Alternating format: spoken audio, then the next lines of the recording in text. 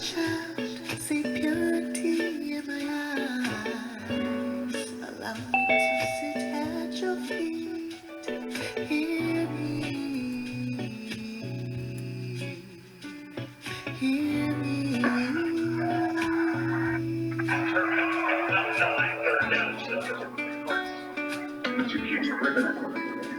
Those last two throws are just dying before that ball gets there. You can see the shoulder. It's not affecting his throwing motion, but you're just not seeing a guy in any way that's ripping it the way he can. Show me your ways, teach me your paths. I'm yielding to your will. Your loving commitment will endow me, surround me in my coming and my going. Cleanse me, purge me. I want to be white as snow, so I may testify of your love to those in search of you. Show me the way. You desire truth. The inward parts you make me know you. Casting all my cares, refresh me with the waters of life. Like a child crying softly, forgive me. Allow me to approach your throne. Know me, yeah. Know me.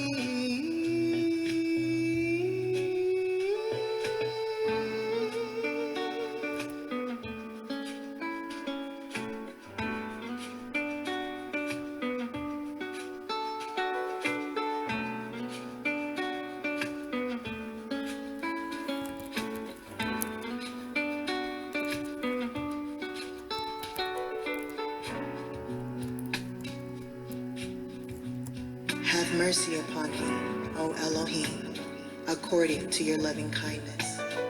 According unto the multitude of your tender mercies, blot out my transgressions. Wash me thoroughly from my iniquity, and cleanse me from my sin. For I acknowledge my transgressions, and my sin is ever before me. Against you, you only, have I sinned, and done this evil in your sight, that you might be justified when you speak, and be clear when you judge. Behold, I was shapen in iniquity, and in sin did my mother conceive me. Behold, you desire truth in the inward parts, and in the hidden part you shall make me to know wisdom. Purge me with hyssop, and I shall be clean. Wash me, and I shall be whiter than snow. Make me to hear joy and gladness, that the bones which you have broken may rejoice. Hide your face from my sins, and blot out all mine iniquities. Create in me a clean heart, O Elohim, and renew a right spirit within me. Cast me not away from your presence, and take not your Holy Spirit from me. Restore unto me the joy of your salvation, and uphold me with your free spirit. Then will I teach transgressors your ways, and sinners shall be converted unto you. Deliver me from blood guiltiness, O Elohim, the Elohim of my salvation, and my tongue shall sing aloud of your righteousness.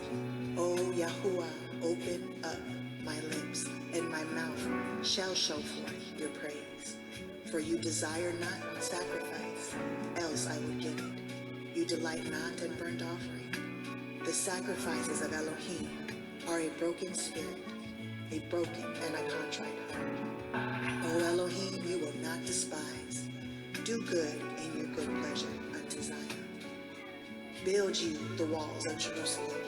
Then shall you be pleased with the sacrifices of righteousness, with burnt offering and whole burnt offering.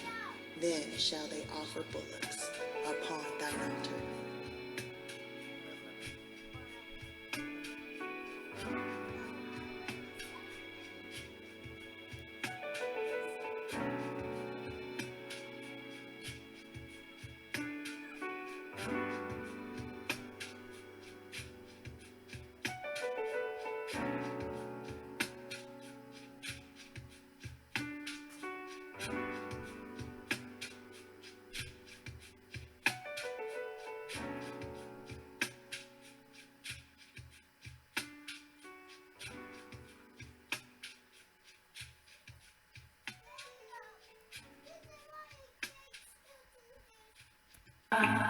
Shema Israel. Shema Yahuah Elohim.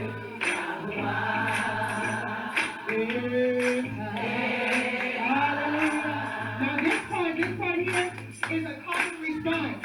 So when I say Shema, you go. When I say Shema, you go. When I say Shema, you go. And at that last one, you're gonna go. Yeah. Sounds good? So let's warm it up, let's warm it up, let's warm it up.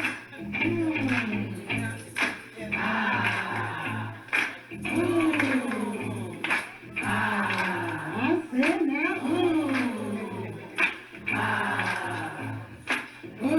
Shema, ready? 1, 2, 3, Shema. Shema Israel. Yahuah Elohim. Shema Hallelujah. Shema Israel. Shema Israel. Shema Israel.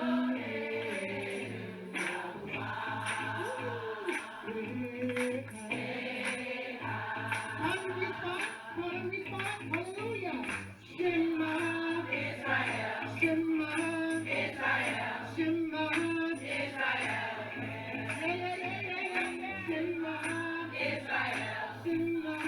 Israel. Shema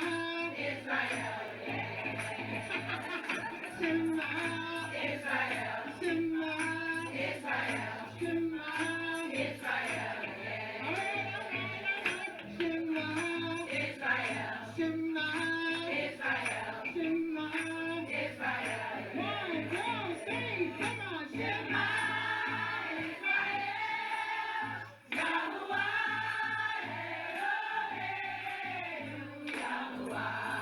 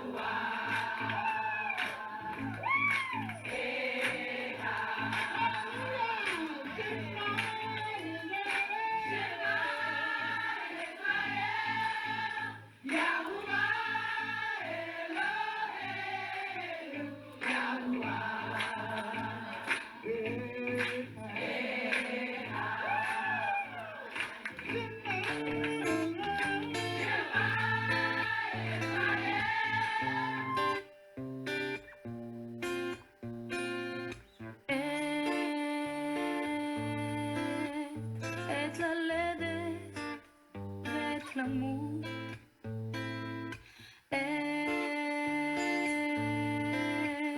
עת לטעת ועת לעקור,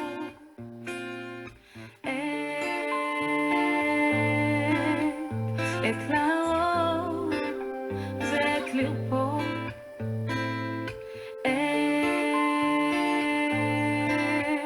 עת לפרוץ ועת לבנות, בזמן המתאים ברגע הנכון יש פתרון. בזמן המתאים ברגע הנכון יש פתרון.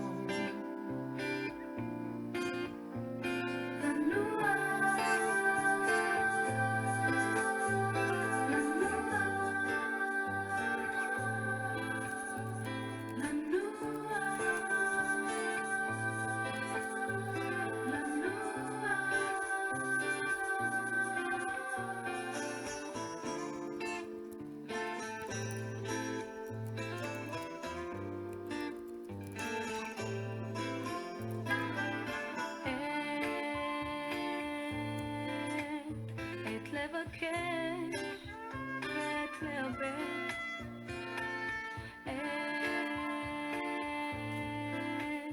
עת לשמור ועת להשליט, עת לקרוע ועת לתפור,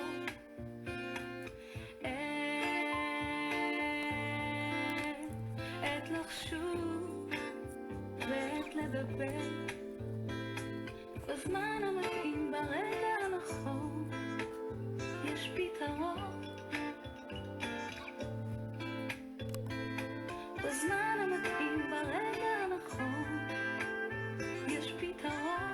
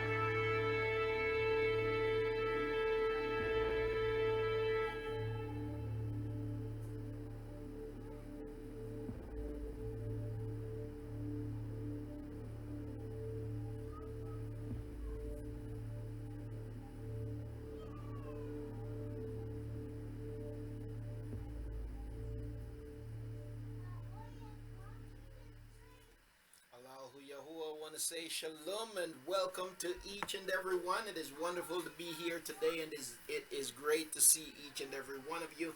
We give Yahuah praise, honor, and esteem for this opportunity to once again be gathered in His name. Before I go any further, let me just turn my attention here very quickly. Greet the family, greet our Mashpaka on YouTube, and those of our family joining us via Facebook Live. I'm not monitoring Facebook right now, but also Facebook Live and our family on Zoom. Want to say shalom to my Akut G on YouTube. Also want to say shalom to Akut Mary. It is wonderful to see you, Akut, and to bear with me here just for a second. And also to Akut Gail Tillman, I want to say shalom to you, Akut, and welcome once again to Aki Jason Smith. I say shalom to you, my Aki. To my Aki Valerie, I want to say shalom to you, Akut. Wonderful to see you, Akut. And to everyone else listening whose names are not represented on the screen, I want to greet you today in the awesome name of Yahuah. To my family on Zoom, my Aki Adi Al, I say shalom to you, my Aki. Greetings to you in the awesome name of Yahuah. I want to say shalom to also to my Aki Alan Yahu Yashar, to Akut Gina, to Akut Mahalia, to my Akut Yariyah, to Akut Yisraela. Shalom to you all, family. Wonderful to see you today, and to know that Yahuah has kept us and brought us together. Once again, we give Him praise, honor, and esteem. To the family on Facebook, I'm not monitoring Facebook. I want to say shalom to each and every one of you. You know, it seems as if, Yahuah works in seasons, right? As we always talk about, and we know that He does.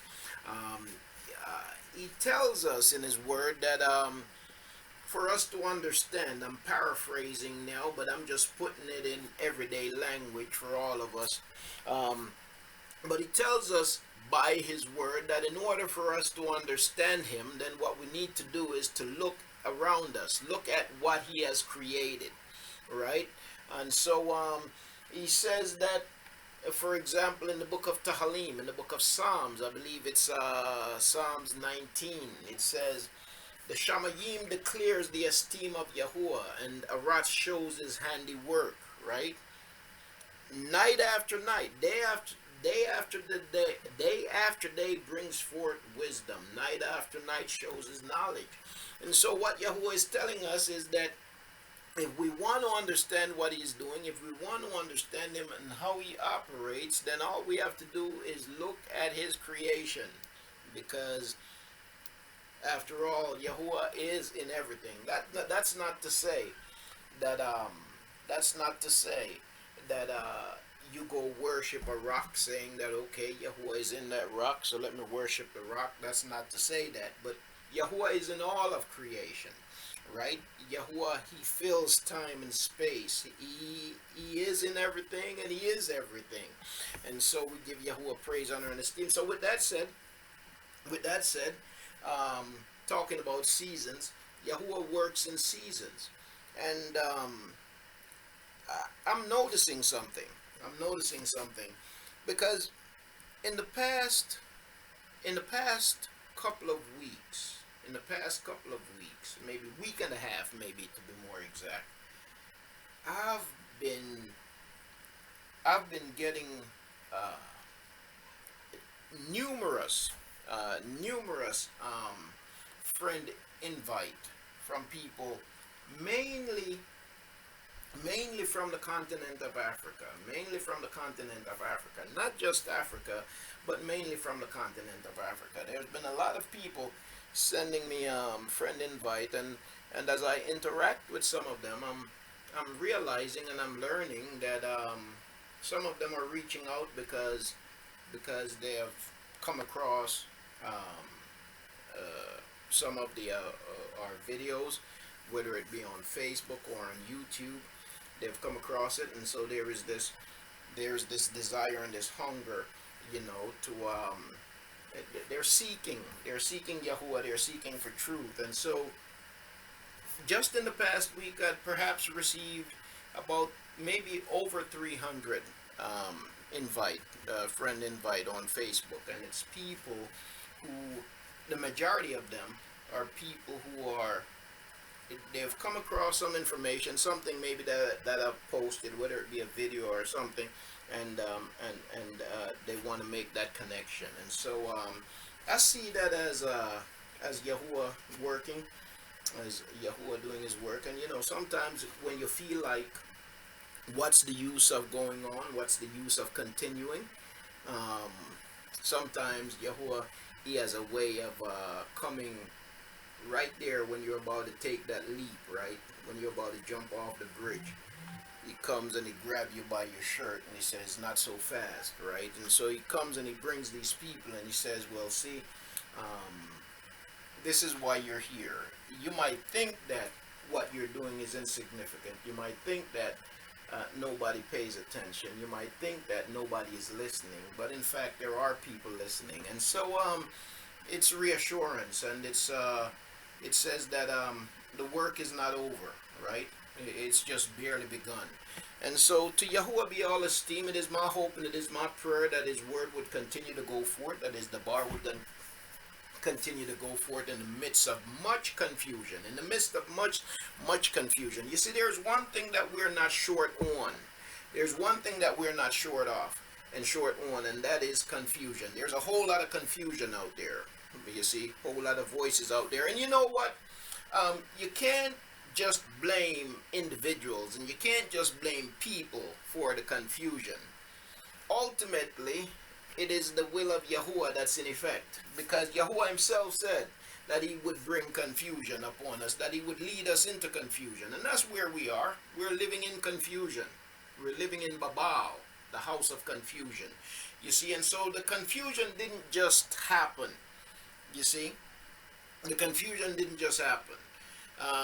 And so know that it's Yahuah's will and it's according to his time. And so that's why he cautions us that it is those who endure to the end that shall be saved. And so, we just got to hold fast. Sometimes we ain't going to be on fire all the time. Sometimes we're not going to feel fired up all the time. Sometimes we're not going to feel real excited all the time. And that's all right, because this ain't about being charismatic. You see, this is about being committed.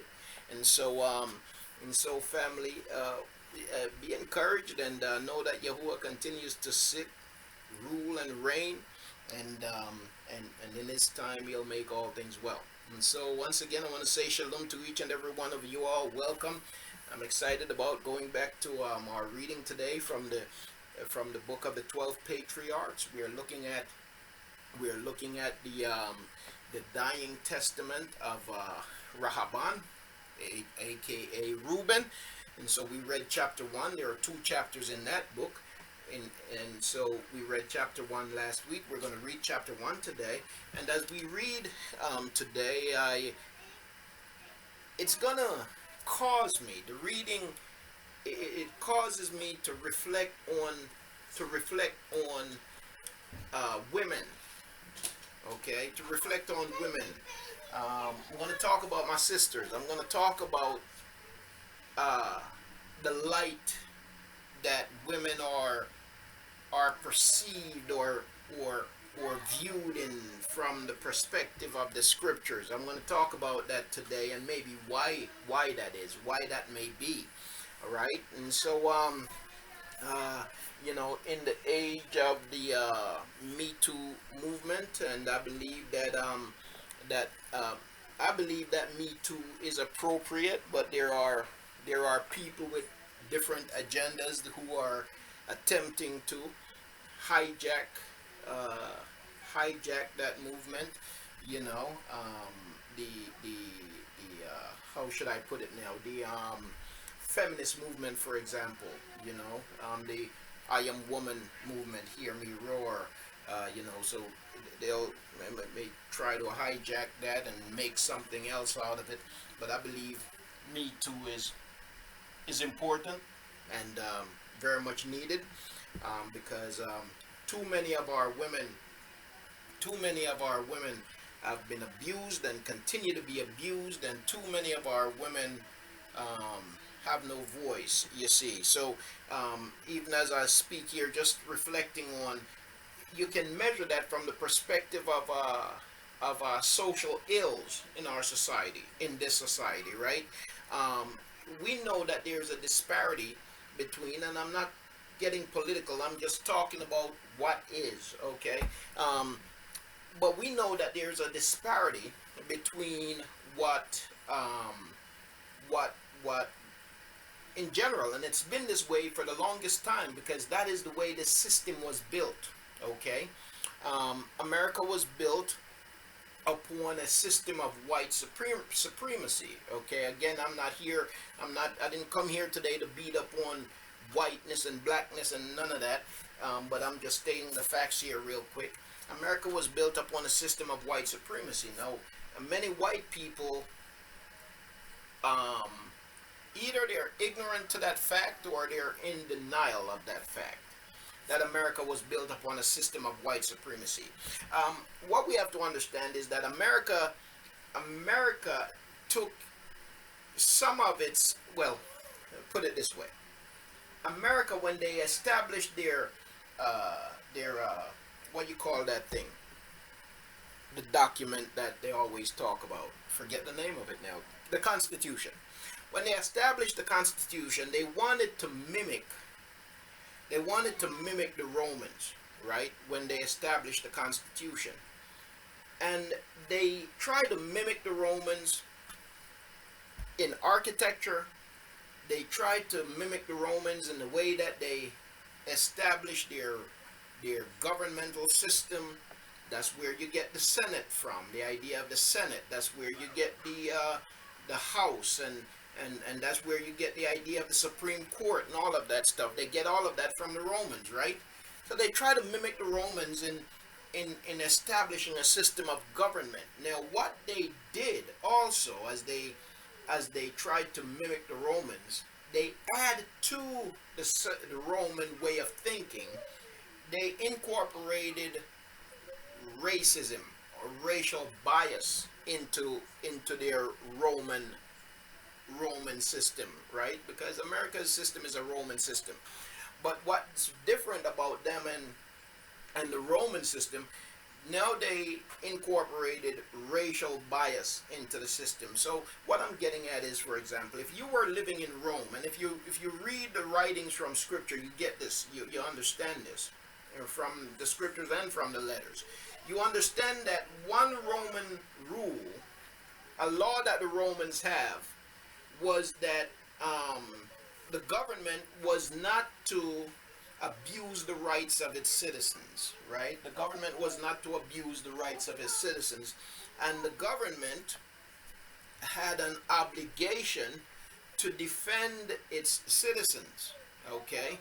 Had an obligation to defend its citizens, and also had an obligation to ensure that its citizens are treated, compared to other people or non-citizens, that its citizens are given top priority, okay? That they get the best treatment. Excuse me, guys. Their citizens, that the Roman citizens get the best treatment, right? And so there are certain things that the government couldn't do to a Roman citizen that it would have no problem doing to a Roman non-citizen, right? And so while they could just grab somebody up off the street, throw them in jail without any explanation, for example, they couldn't just do that to a Roman citizen. They'd get in trouble because that citizen would then apply to the high courts, and whoever did that they'd have to be able to give some good reason why they did what they did, or they would be in trouble. So America, they copied that idea, but what they did along with copying that idea, they put in there a racial clause. They not necessarily stated, even though it was stated in the Constitution, because the Constitution said that the laws, when it said that all men are created equal, it only spoke of white people, right? And first and foremost, white men. Women came afterwards, but first and foremost, white men. So all men are created equal in the Constitution. It tells, it did not perceive a black person as a man. It perceived a black person as property.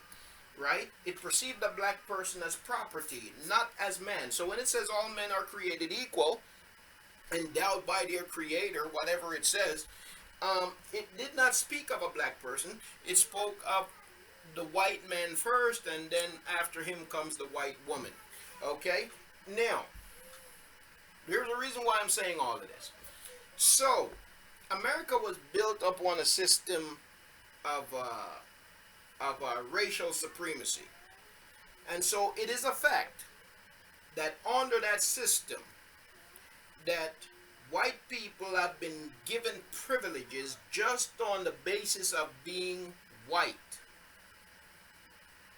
There are privileges that are woven into the fabric of the society just on the basis of somebody being white. On the basis of you being white, it's gonna be easier for you to get a job.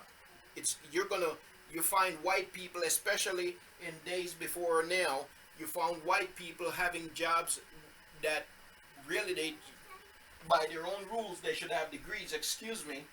By their own rules they should have degrees, but they had no degree, but they had the job. Why? Because they passed the skin test, right? And so, based on how the system is built, you have people who have benefited. So, white people under the system would get paid more than black people. The only time black people did better than some white people, and this is going to sound crazy to you, but it's a fact. Listen to me now. The only time that white people did better than some black people did better than some white people, the only time that happened, and it might shock you, it might not, but the only time that black people did better in this country than a great deal of white people was during the time of slavery. You might say, what is he talking about? I mean, you went Kanye on me there, right? Yeah, so, but the only time, and I'm going to explain what I'm saying here in a second, but the only time that black people in this country ever did better, and I got to put that in context even, okay, but black people as a whole, the only time you have the black population as a whole ever did better than white people in this country was during slavery. And somebody say, how could you say that? How dare you say that? That's ridiculous. What are you talking about? You mean that you're saying that we did better than white people during slavery? Yeah, it did happen. What I mean by that is, a lot of times black people make the mistake to think that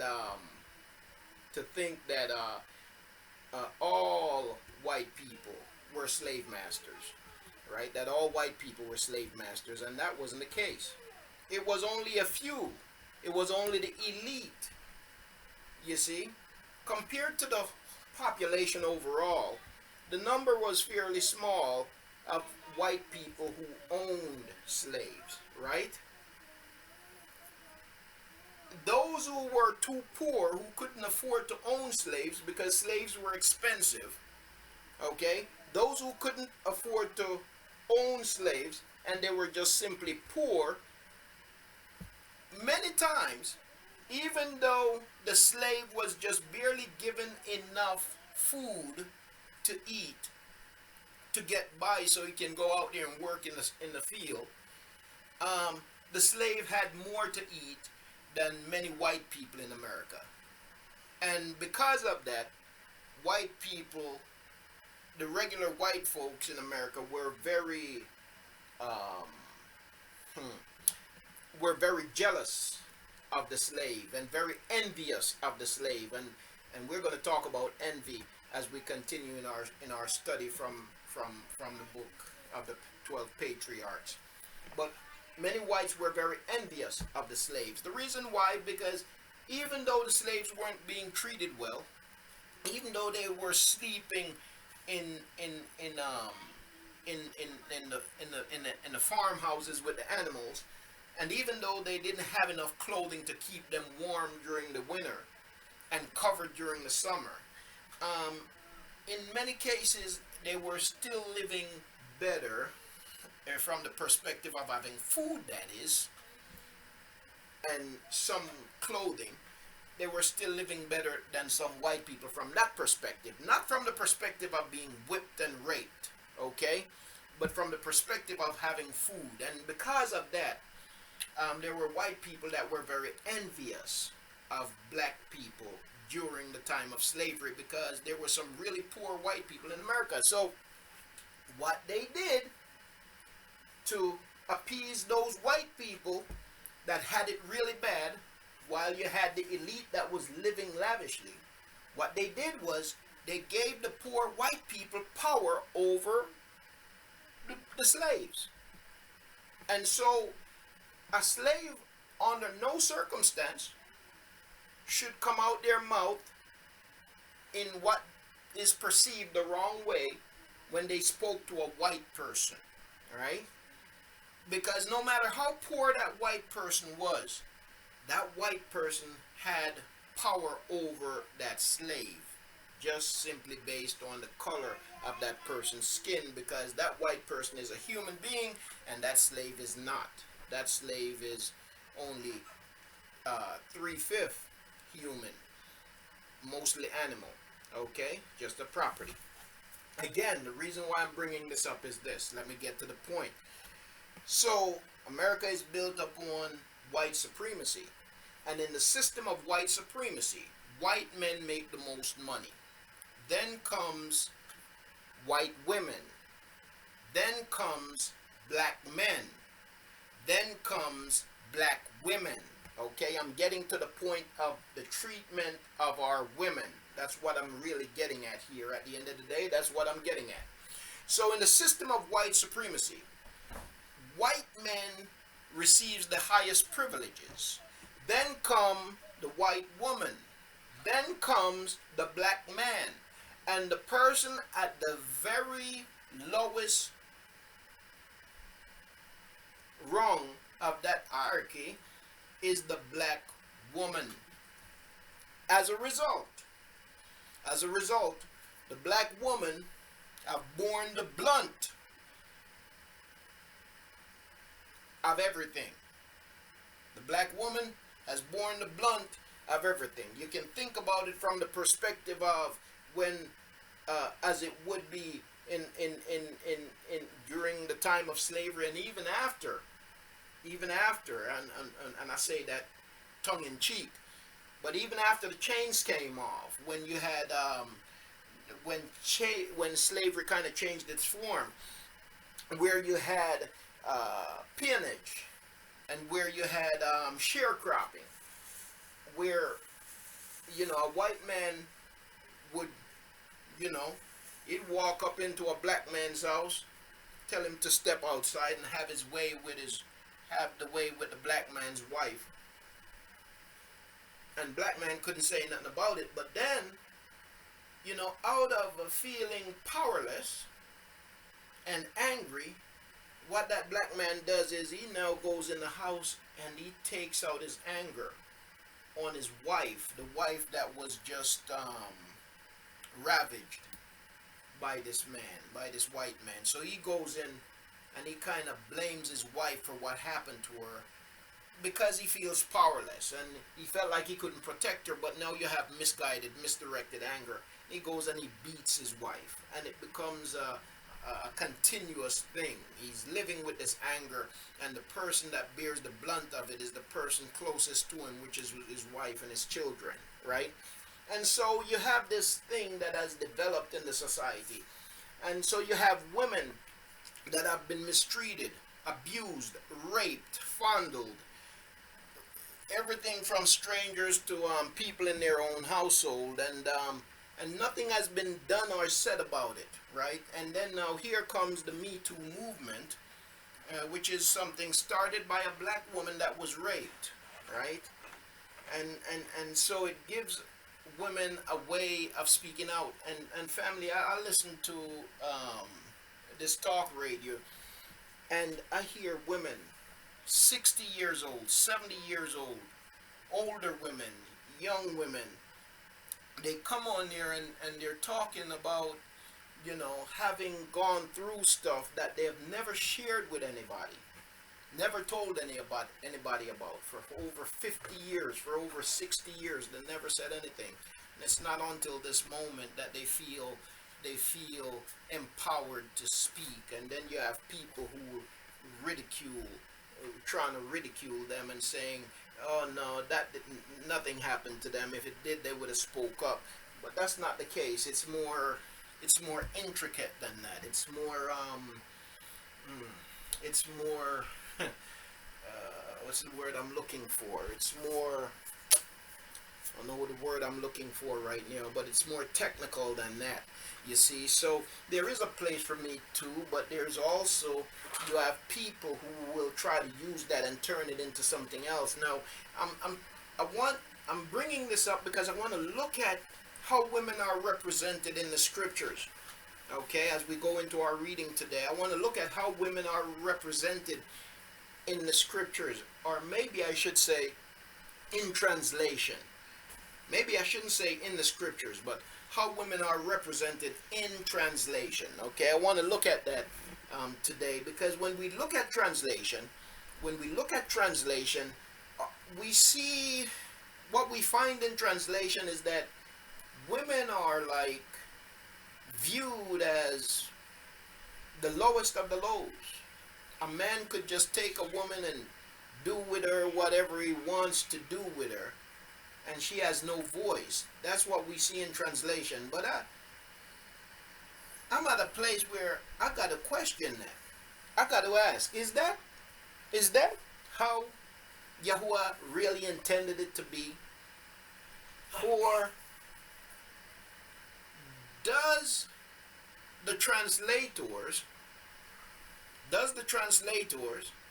the same people responsible for setting up this system of white supremacy, where the white man is at the top, then comes the white woman, then comes the black man, then comes the black woman? Or is it that it's the same people that set up that structure, that hierarchy? Is it them that is portraying this upon the scriptures? In other words, where we see this put down of the woman, is it simply from translation, or is it truly factual, right? So you'll see and understand more of what I'm saying when we get into the text.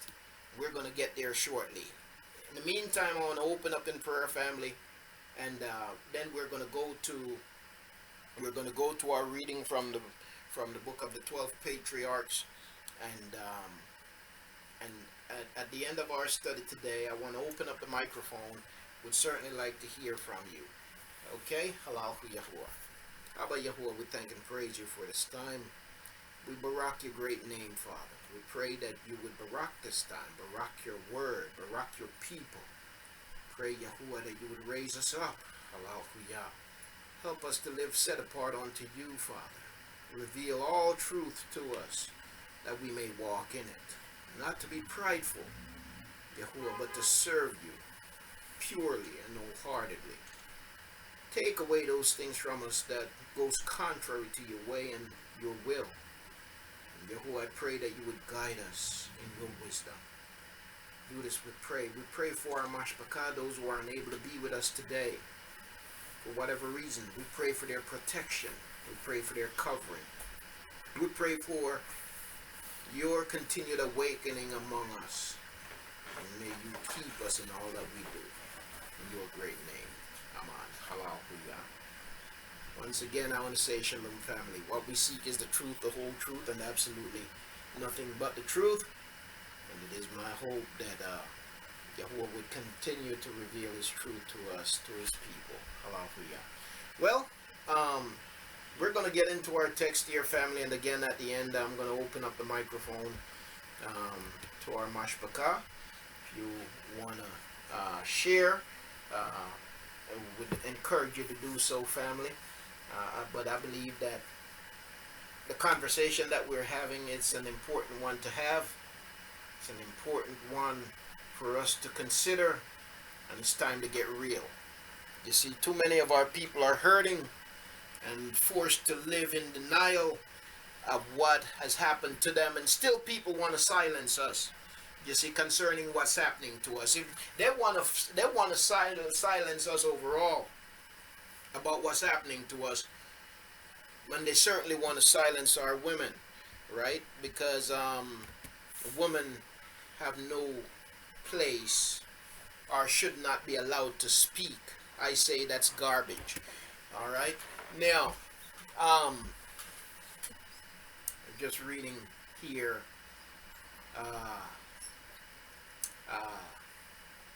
Want to say shalom to Kuprada. Want to welcome you. Want to welcome you. Seeing you're joining us for the first time. Yes, indeed. That is the name, Yahusha. Okay. Akut Anitra said I got raped, had to hide from Missy Heathen, raise all the raise all the children. Yeah. She didn't say she got raped, but basically, yeah, what happened? That's the experience of our people, right? Got raped, had to hide from Missy Heathen, raise all the children, and you better do so with a smile. Yep, indeed, Akut. You know, I was reading an article also. This week, I believe it was, where they're, renovating, what's his name? Washington. He was the third president of the United States. He had a lot of slaves and was I'm sure she wasn't the only one that he was messing with, but he had several children, many children, at least 7 children by this one slave woman, right? And so I was reading an article about that they were renovating his estate, his house in Virginia, and they found a room. As they were renovating the kitchen, they realized that the kitchen wasn't original. The kitchen that's there now on the mansion wasn't original to the mansion, and so they began to dig. You've got to give me a minute, my baby. So they began to dig. Bring it to me. They began to dig, to excavate to see what was there originally. And so what they found was they found a room that was attached to the original kitchen, and they found drawings and they found documents, I guess, that show that room belonged to the slave woman that he had all these children by, And so what the writer of the article was trying to make it seem as if, George Washington was humane because he built a room for this woman onto the kitchen, the room wasn't the best room in the house, nowhere near the best room in the house, but they said that it had heat, the room had heat. It was a small room, but what it showed was that he was humane, because he did not treat that slave woman the same as the other slaves, where the other slaves, they were living with the animals, and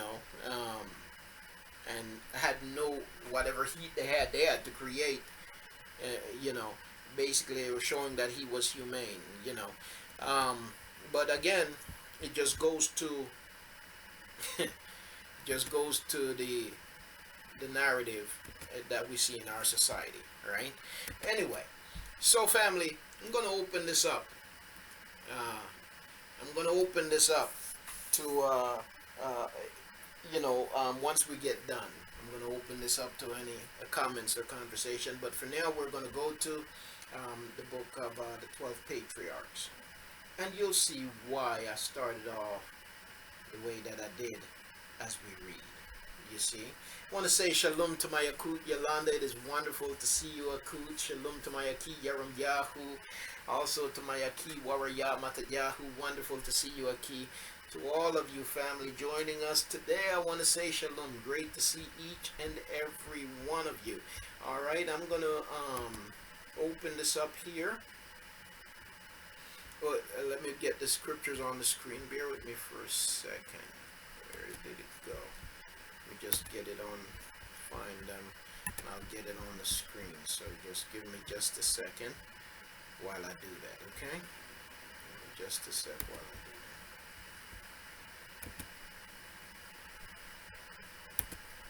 Get it on Zoom, and I'll get it also on YouTube and Facebook in a moment here. Okay, now, here we go. Okay. All right. So everybody should be able to see this. YouTube, you should be able to see it momentarily. I'm just checking Zoom, just double checking to make sure everybody can see.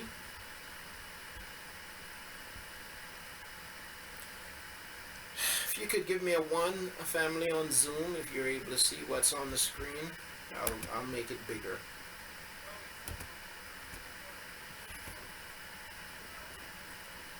Alright, let me go back here to the comments. Okay, great, excellent. Now let me just check with YouTube. Check with YouTube here. YouTube, I'm hoping that you're able to see it now. You could give me a 1.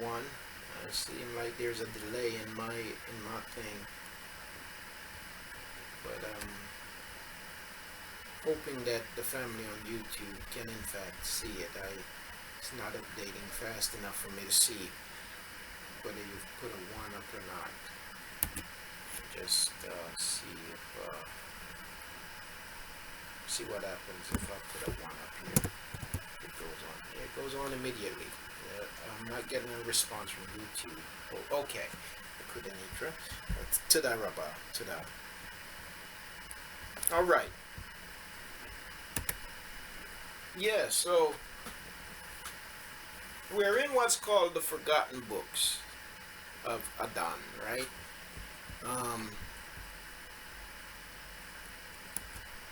And we're in the book of the 12 patriarchs, and we're reading the testament of Rehoboam, aka Reuben. Last week we covered chapter 1. This week we're covering chapter 2.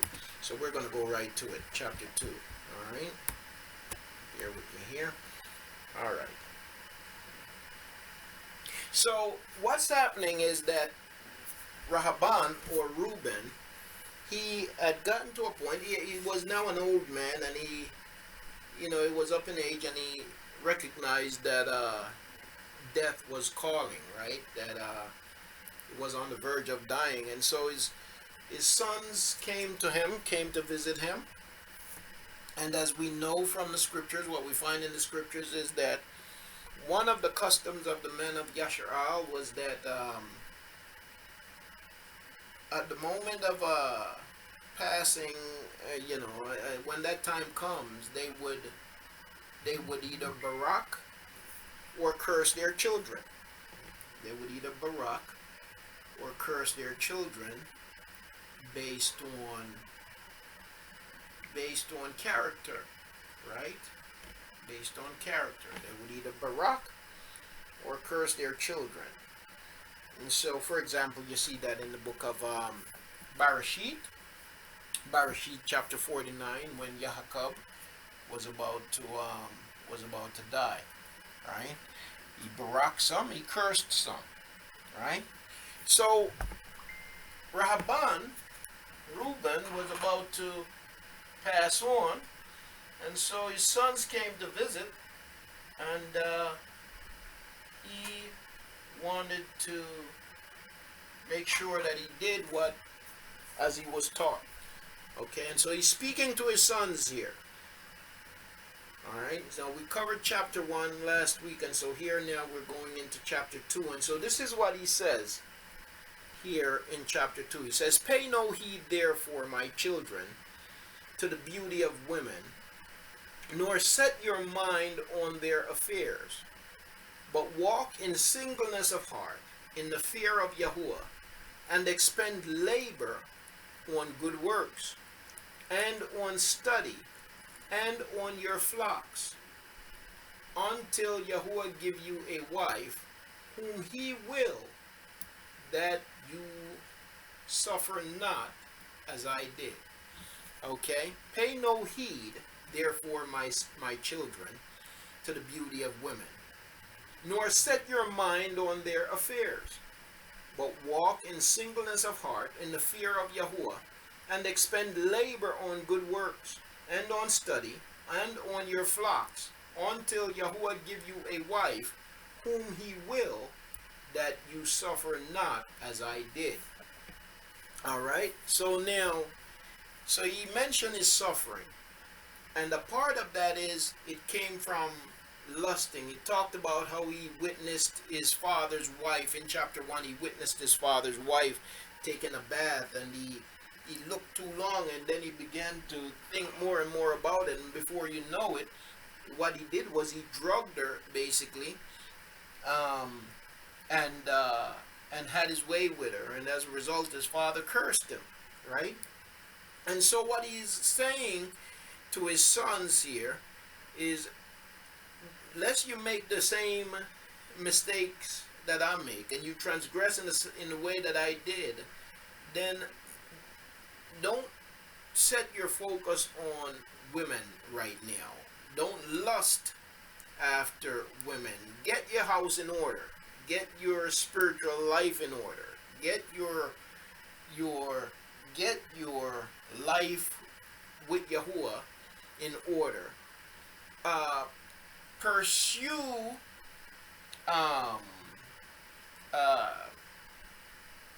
seek to establish a successful life for yourself, right? Stabilize yourself financially, build your house, and then Yahuah will bring you a wife to make the house a home. Basically, is what he is saying to his sons, right? So he says, "Pay no heed, therefore, my children, to the beauty of women." Don't just run around lusting after every beautiful woman that you see, chasing after every beautiful woman that you see, nor set your mind on their affairs. So don't live your life based on lust and chasing women, is what he is saying to them. But walk in singleness of heart, in the fear of Yahuah. Put Yahuah first. Seek Yahuah first. And expend labor on good works. Okay? So while you're single, and while you have your youth, dedicate yourself to building a life for yourself, right? Making a success of your life, right? Building a career. Okay, you know, that's the other thing that maybe it's what the slave masters have done to us through Christianity. But there was a point where it was being taught, and in some circles still being taught, that, you know, it's transgression to seek to be financially fit and financially stable, you know. But here he's telling his sons to do just that, right? Seek to be financially stable. That's why he talk about let me read on. "And expand labor on good works, and on study, and on your flocks." The flocks there is representative of wealth, right? Good works and study, and on your flocks. Okay? And so study in Yasharal, all study centers around Yahuah. Not saying that all they do all day long is study the scriptures, because in Yashar you had people with many different skills and capabilities. So study is not just limited to the scriptures. Of course, all study from the perspective of the people of Yahuah, all study stems from his word, but it's not limited to his word, right? They were architects, they were farmers, they were carpenters, they were great builders, they did a whole lot of things, and for you, there were perfume makers, there were they had all kinds of skills, and for you to perfect the skill, then you had to study. So this study is not just in relation to the scriptures by themselves, but it's an important and integral, it's the foundation of all study from the perspective of the people of Yashar, right? So he say, do all this, and then in time Yahuah will bring you a wife so that you would not have to suffer as I did, right? That you don't go making the same mistakes that I did. In verse 2 it says, for until my father's death I had not boldness to look in his face, or to speak to any of my brethren, because of the reproach. So because of what I did not have the boldness up until his death. Never had the boldness to look in his face, or to speak to any of my brethren, because of the reproach, because of what I did. Even until now, my conscience caused me anguish on account of my impiety. And yet my father comforted me much, and prayed for me unto Yahuah, that the anger of Yahuah might pass from me, even as Yahuah showed. As thenceforth until now, I have been on my guard, and transgressed not. Therefore, my children, I say unto you, observe all things whatsoever I command you, and you shall not transgress.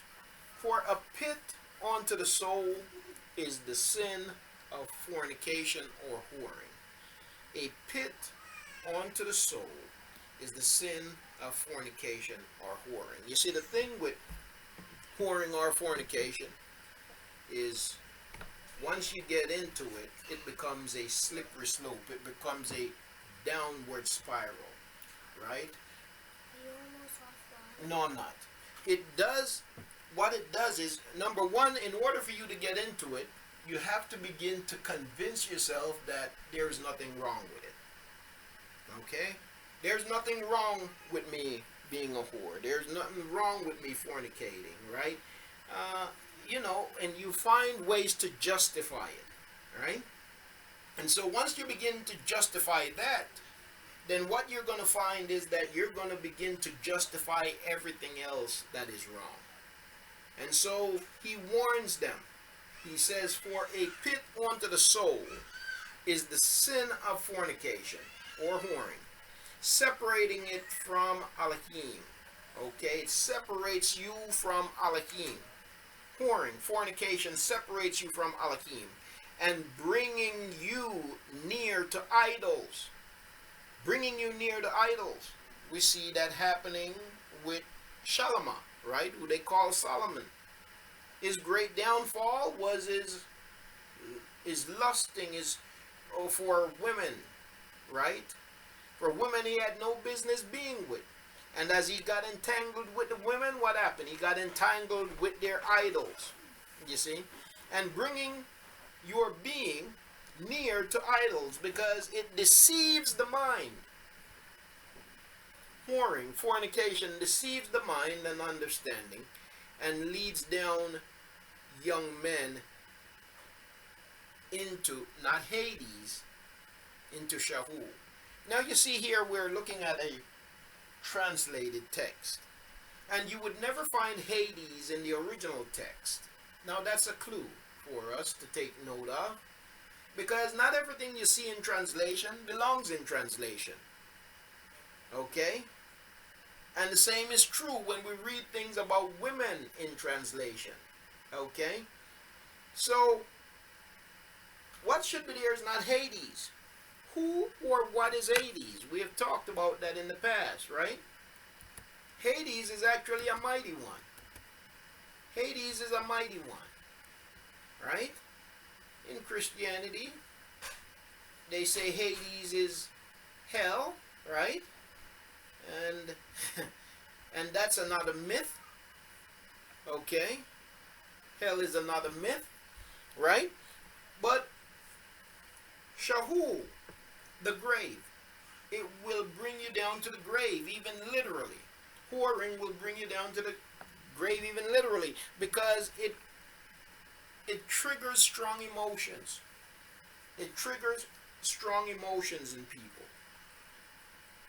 You see, and it triggers jealousy. It triggers envy.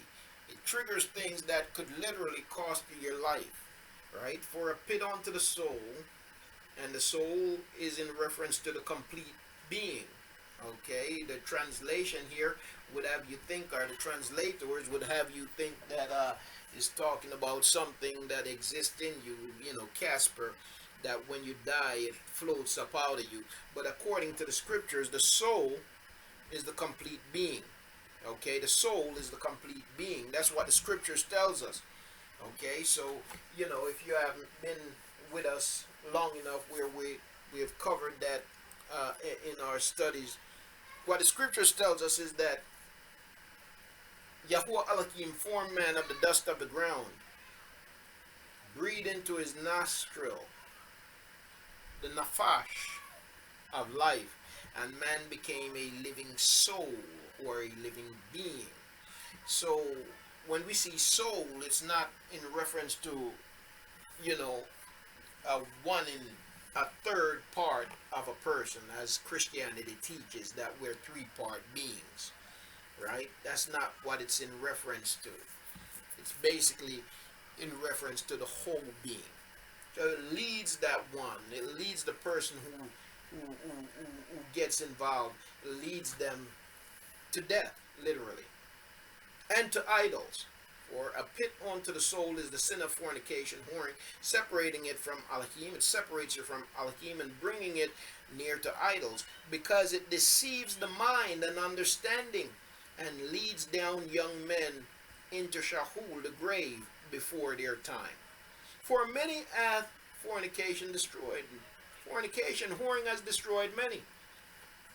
Because though a man be old or noble, or rich or poor, he brings reproach upon himself with the sons of men, and derision with Belair. Now, you're never too young and you're never too old to fall into the trap of fornication. And so we got to live our lives on guard continually, right? It has destroyed many, young and old. Verse 9 says, "For you heard regarding Yahusha, how he guarded himself from a woman, and purged his thoughts from all whoring, and found favor in the sight of Elohim and men. For the woman of Matzrayim, as they said, the Egyptian woman, did many things unto him, and summoned magicians, and offered him love potions. But the purpose of his soul admitted no evil desire. Therefore, the Elohim of your fathers delivered him from every evil and hidden death. For if fornication overcomes not your mind, neither can Belial overcome you. For evil are women, my children, and since they have no power." Now listen to this. Verse 13. "For evil are women, my children, and since they have no power or strength over man, they use wiles by outward attractions, that they may draw him to themselves." I want to read that again.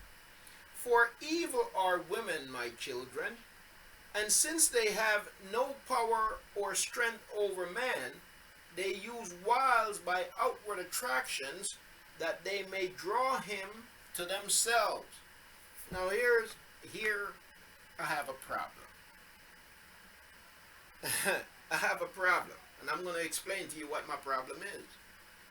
my problem is that this is not the only place in translation where you see women being painted as evil, but no matter what a man does, somehow it's not his fault. It's not his fault. It's the woman's fault. No matter what the man does, it's not his fault. In translation, this is what we see, and I want to point this out. No matter what he does, it's not the man's fault, it's the woman's fault. And it's because of this error in translation why we have men of Yashar today, men who are, they're out there say that they're teaching people and they're leading people, and those men are actually beating up on our sisters, abusing our sisters, misusing our sisters, raping our sisters, and they're using translation to justify their behavior, right? The issue is that when we read, just as in this case, it says, "For evil are women, my children, and since they have no power or strength over man, they use wiles by outward attractions that they may draw him to themselves." Now let's get real and let's get honest here. Let's get real and let's get honest real quick. Now you do have promiscuous women, right? You do have promiscuous women. You have women who will try to entrap you as a man, right? You have women who try to seduce you. But you know what? I believe that men as a whole are more promiscuous than women. In other words, they don't go about it the same way as the woman does, but men are more ravenous than women. But the fact is, we don't see that in translation. We don't often find that in translation. We always see in translation, and I'm pointing out translation and not scripture, because I don't think that's the way it was presented originally. Totally. You see? We know from the scriptures that in Yasharal, women were held in high esteem. But then again, in the same things that we read, we see where women are looked at as totally second-class citizens. Right? In what we read in translation. So even though in one text you might see where a woman is esteemed, highly esteemed, in another text you ask, wait, what right does the woman have? Right? What voice does the woman have? Other than, she is to stay at home and bear children and, make sure everything's right, food's ready, house is clean. So all of those are good, but it's not just a woman thing to keep the house clean.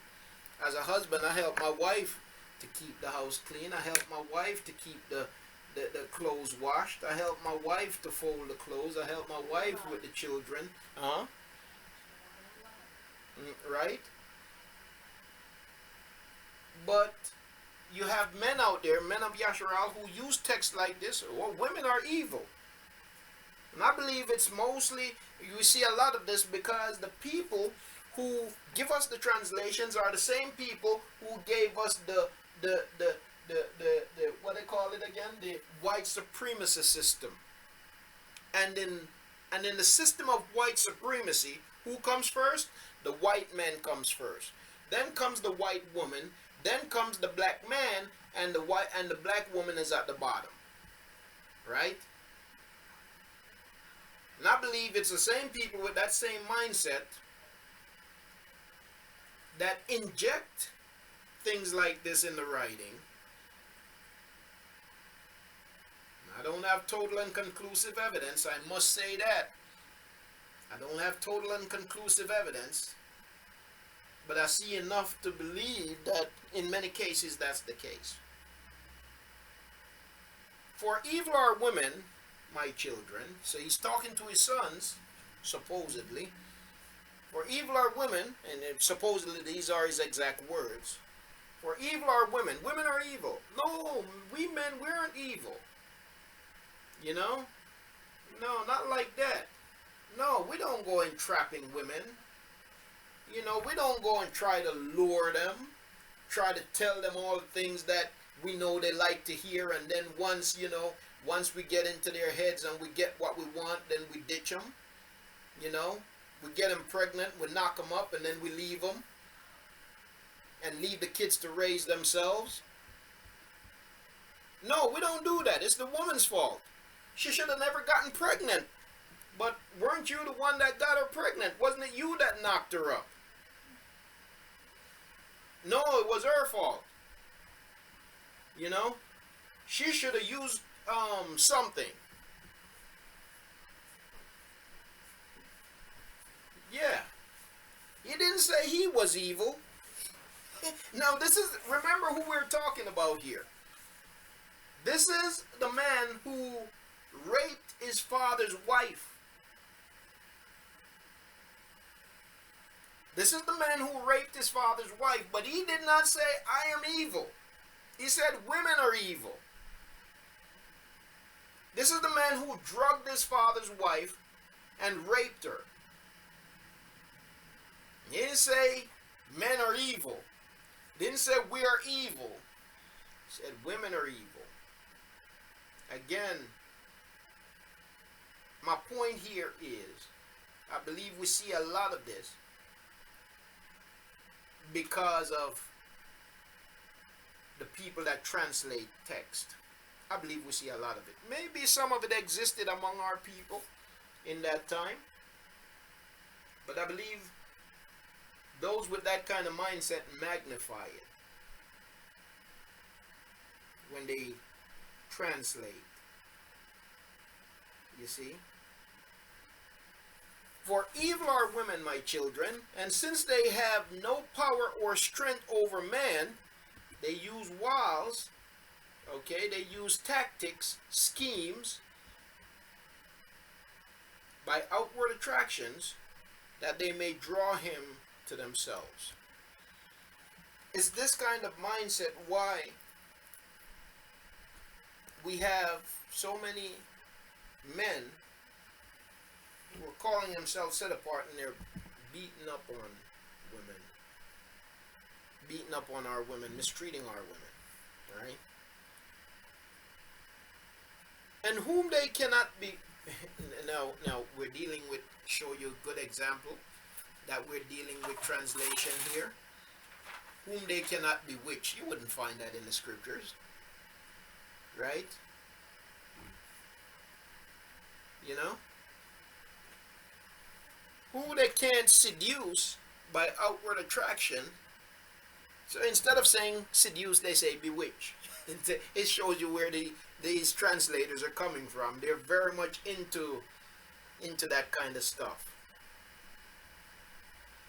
Right?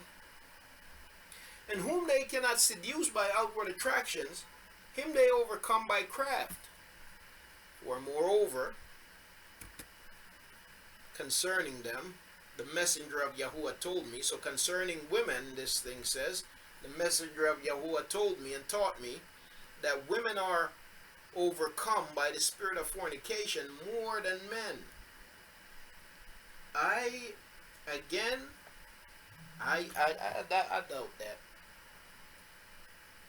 doubt that. I doubt that belongs there. Because I'm speaking from the perspective of a man. And from my own thinking growing up, from my own experience growing up, whether it be experience with myself, my own thoughts, or experience with other men, young men, when I was a young man, younger man, my experience with us is that for men and for boys, listen, let's be honest. For a man and for a boy, he sees a woman and it won't take a man long to want to jump in. Whereas with a woman, she want to establish some kind of a relationship. Okay? A woman is more so, she wants security. She wants assurance.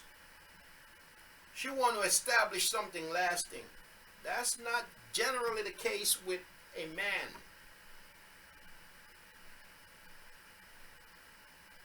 And that's the way it is. That's the way men have been. For moreover concerning them, the messenger of Yahuah told me and taught me that women are overcome by the spirit of fornication more than men. Unless there has been a radical change over time, that's not what I've seen growing up. You see? And in their heart, they plot against men, and by means of their adornment, they deceive first their minds. Now, not to say there aren't women who do this. There are women who do it. You see? There are women who do it. They'll throw something on to attract the person they want to trap real quick. And when they throw something on to attract the person they want to trap, they're not thinking that there are other men out there who find it appealing, but they might not want certain people to look at them. They might not want certain people to say, certain men to say something to them, and they get offended if the wrong man say something to them, but they don't have a problem if the one they're after say something to them. You have women. Why do women run around half naked? Because they're looking for attention. But sometimes the attention they get ain't the attention they're looking for. The person they're trying to attract ain't the person they're trying to, ain't the person that first, it come dog whistling. And they get offended at that.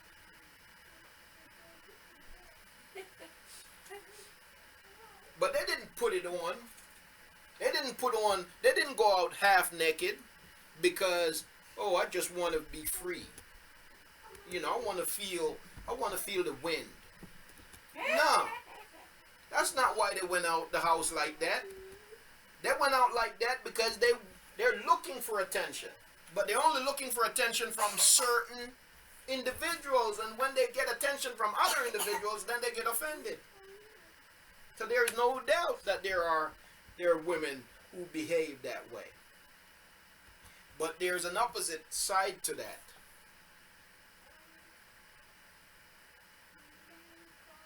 You will find, I believe, more men who are driven in that way of thinking than women, unless the women that I've interacted with, grown up among, unless they really have a way of hiding what they're thinking inside when it comes to this. But I find that men are more it seemed to me that men can be more of a sexual predator, so to speak,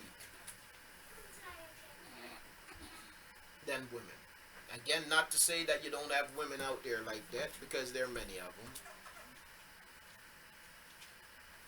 Let's see.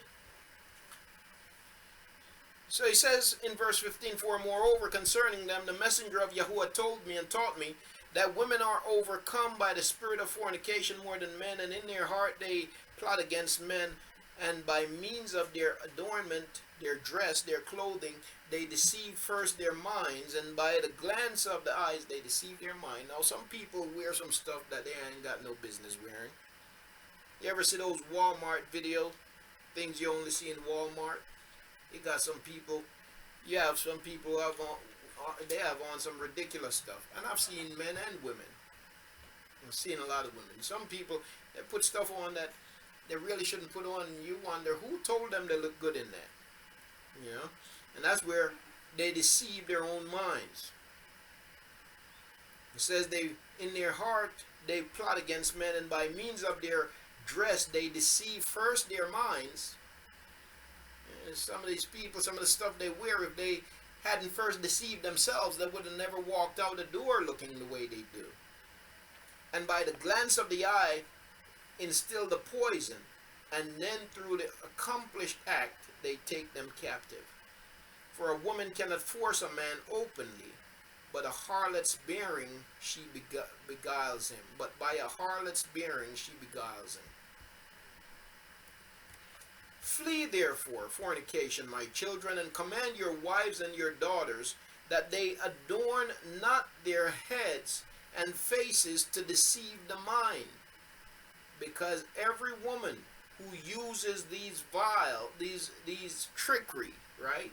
These schemes,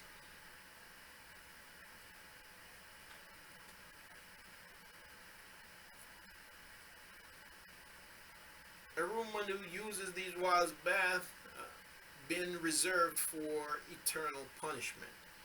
Not quite sure how the BATH they have there. You see? Yeah, well, that would be bad.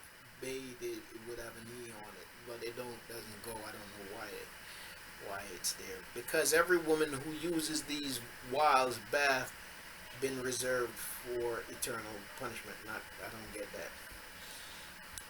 But the point is that when you run around seducing people, you know, just trying to get them onto the covers, man or woman, then your end is condemnation and destruction. For thus they allured the watchers who were before the flood. For as these continually beheld them, they lusted after them, and they conceived the act in their mind.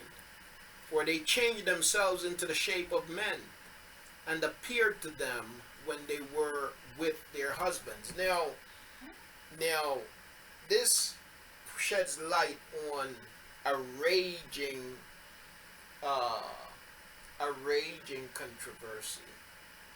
You know, the book of Enoch. There are people who criticize the book, and they say, here, this is a reason why you know it's false. Because right here it says that the watchers were yea tall, yea big. And how can these watchers who are yea big go and then lay with the seed of men, with women? Well, here you got the explanation, and it's an explanation that I've given in the past, but here you have the explanation. What they did was, these watchers, beings of Shamayim, spiritual beings, they transformed themselves, right, into the likeness of regular men, right? So they changed themselves into the shape of men and appeared to them, to the women, when they were with their husbands. Now that's interesting. In other words, what these beings did, what it's telling us, is that these spiritual beings basically possessed the bodies of the husbands of the women. And that's how they brought forth seed. These beings possessed the bodies of the husbands of these women, the watchers.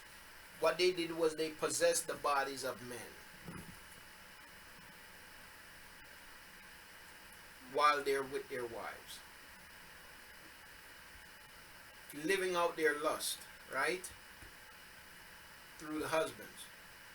And the women lusting. How did the women entice them then, if they thought they was being with the husbands? Yeah, well, you see, that's the whole thing it goes back to. So here again, the woman, so according to the text, the watchers, based on the way the women carry themselves, they became enticed by them. But it's not that the women were out there enticing the watchers. They might have been out there dressed some kind of way that was enticing, not realizing that they're enticing the watchers. So in other words, maybe they were trying to attract somebody else and it caught the eyes of the watchers. You know? So whose fault is it? Well, the women certainly has to bear responsibility, right? Too. If she was, you know, truly being seductress, right? If she really was. But, you know, I'll say this. You look at different cultures around the world, and you can have a culture where a woman is totally covered up, right? You can have a culture where a woman is totally covered up. But the nature of man is such that he'll find a sexual appeal on, even though she's totally clothed, covered. I mean, can't see a curve anywhere.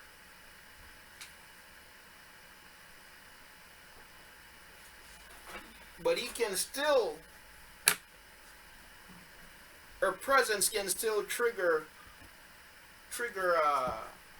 you know, that desire in him, even though he can't see nothing.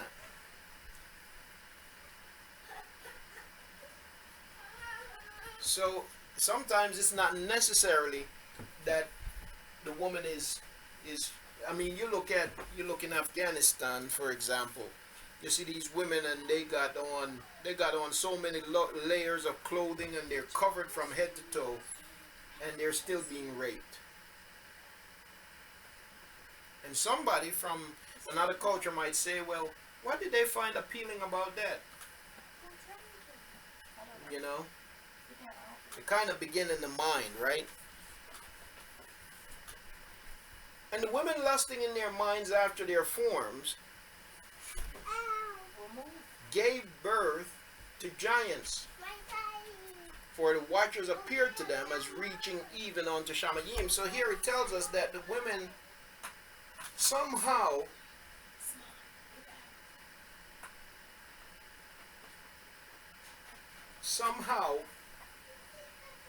now it's saying two different things there to me, it seemed, though. Because in one sense it says that they came to them while they were with their husbands, and also said that they took the form of men, and the women were attracted to them based on their forms. As a result, they lusted after them, and they gave birth to giants, for the watchers appeared to them as reaching even unto Shamayim. Beware therefore of fornication, and if you wish to be pure in mind, guard your senses from every woman. And command the women likewise not to associate with men, that they also may be pure in mind. For constant meetings, even though the unlawful deed be not wrought, are to them an irremediable disease, and to us a destruction of Belair and an eternal reproach. Again, the reason why I bring up the whole conversation about the hierarchy and how women are viewed, as you continue to read here, you're going to see that all of the blame is placed on the woman. And I believe this really comes from the translators. I can't honestly think that this is purely from the perspective of Scripture, Yahuah, and Yashar. So it says, number one, it says that, beware therefore of fornication, and if you wish to be pure in mind, guard your senses from every woman. So the woman is the total problem. Number 2:21, and command the women likewise not to associate with men, that they also may be pure in mind. So woman, You go in that house, you do not come out unless I tell you to. And when you do come out, if you see a man, you make sure you walk backwards, sideways, look the other way, have no association with man, because the moment you do, you're going to cause him to fall. For constant meetings, even though the unlawful deed be not wrought, but the very fact that you're meeting often, he's saying, are to them an irremediable disease, and to us a destruction of the lair and an eternal reproach. So you don't have any continual meetings with women. Now there is some wisdom in that for man and woman, not just for women, right? But there are proper ways to engage with members of the opposite sex, for men and women, right? We shouldn't put ourselves in compromising positions, because we're humans, and humans have desires, and those desires are true for men and women. So it's not just a woman thing, it's also a man thing, right? And so the truth in this is that we have to use wisdom in how we interact, right? For in fornication there is neither understanding nor set apartness, and all jealousy dwells in the lust thereof. For in fornication there is neither understanding nor set apartness, and all jealousy dwells in the lust thereof. Therefore, then I say unto you, you will be jealous against the sons of Louis, and will seek to exalt over them, but you shall not be able. So now he changes the conversation a bit. Now he's talking about their brothers, the tribes. Say you will be jealous over the sons of Louis. Why? Because with Louis, because of their position in Yahusha, naturally, some of the tribes are going to find themselves jealous. You see, they're going to want to be in the position of Louis. You see, because they have the responsibility of servicing the Haykal. You know, and oftentimes what people are jealous of and what people desire is not truly what they want. You know, they might want what they see as the prestige that come with it, but they don't want the work and the commitment that comes with it. You see. So he says, you will be jealous of Louis,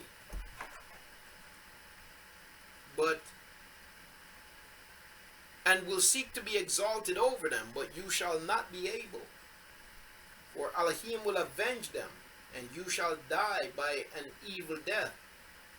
For to Louis Elohim gave the sovereignty, and to Yahudah with him, and to me also, and to Dan, and to Yahusha, that we should be for rulers. Therefore I command you to hearken to Louis, because he shall know the Torah of Yahuah, and shall give ordinances before judgment, and shall sacrifice for all Yasharal until the consummation of the times, as the anointed high priest, of whom Yahuah spake.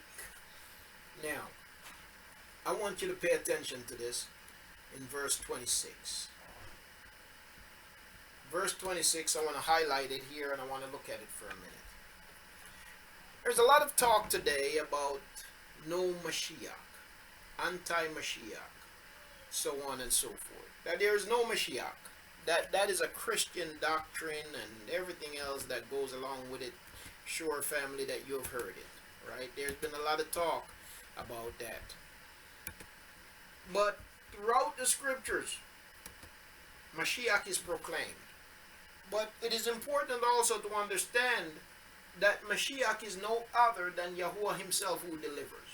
Okay, that's the first point. Now let me read the verse again and make another point. Therefore, I command you to hearken to Louis, because he shall know the Torah of Yahuah, and shall give ordinances for judgment, and shall sacrifice for all Yasharal until the consummation of the times, and so Louis shall sacrifice for all Yasharal until the consummation of the times, as the anointed high priest, of whom Yahuah spake.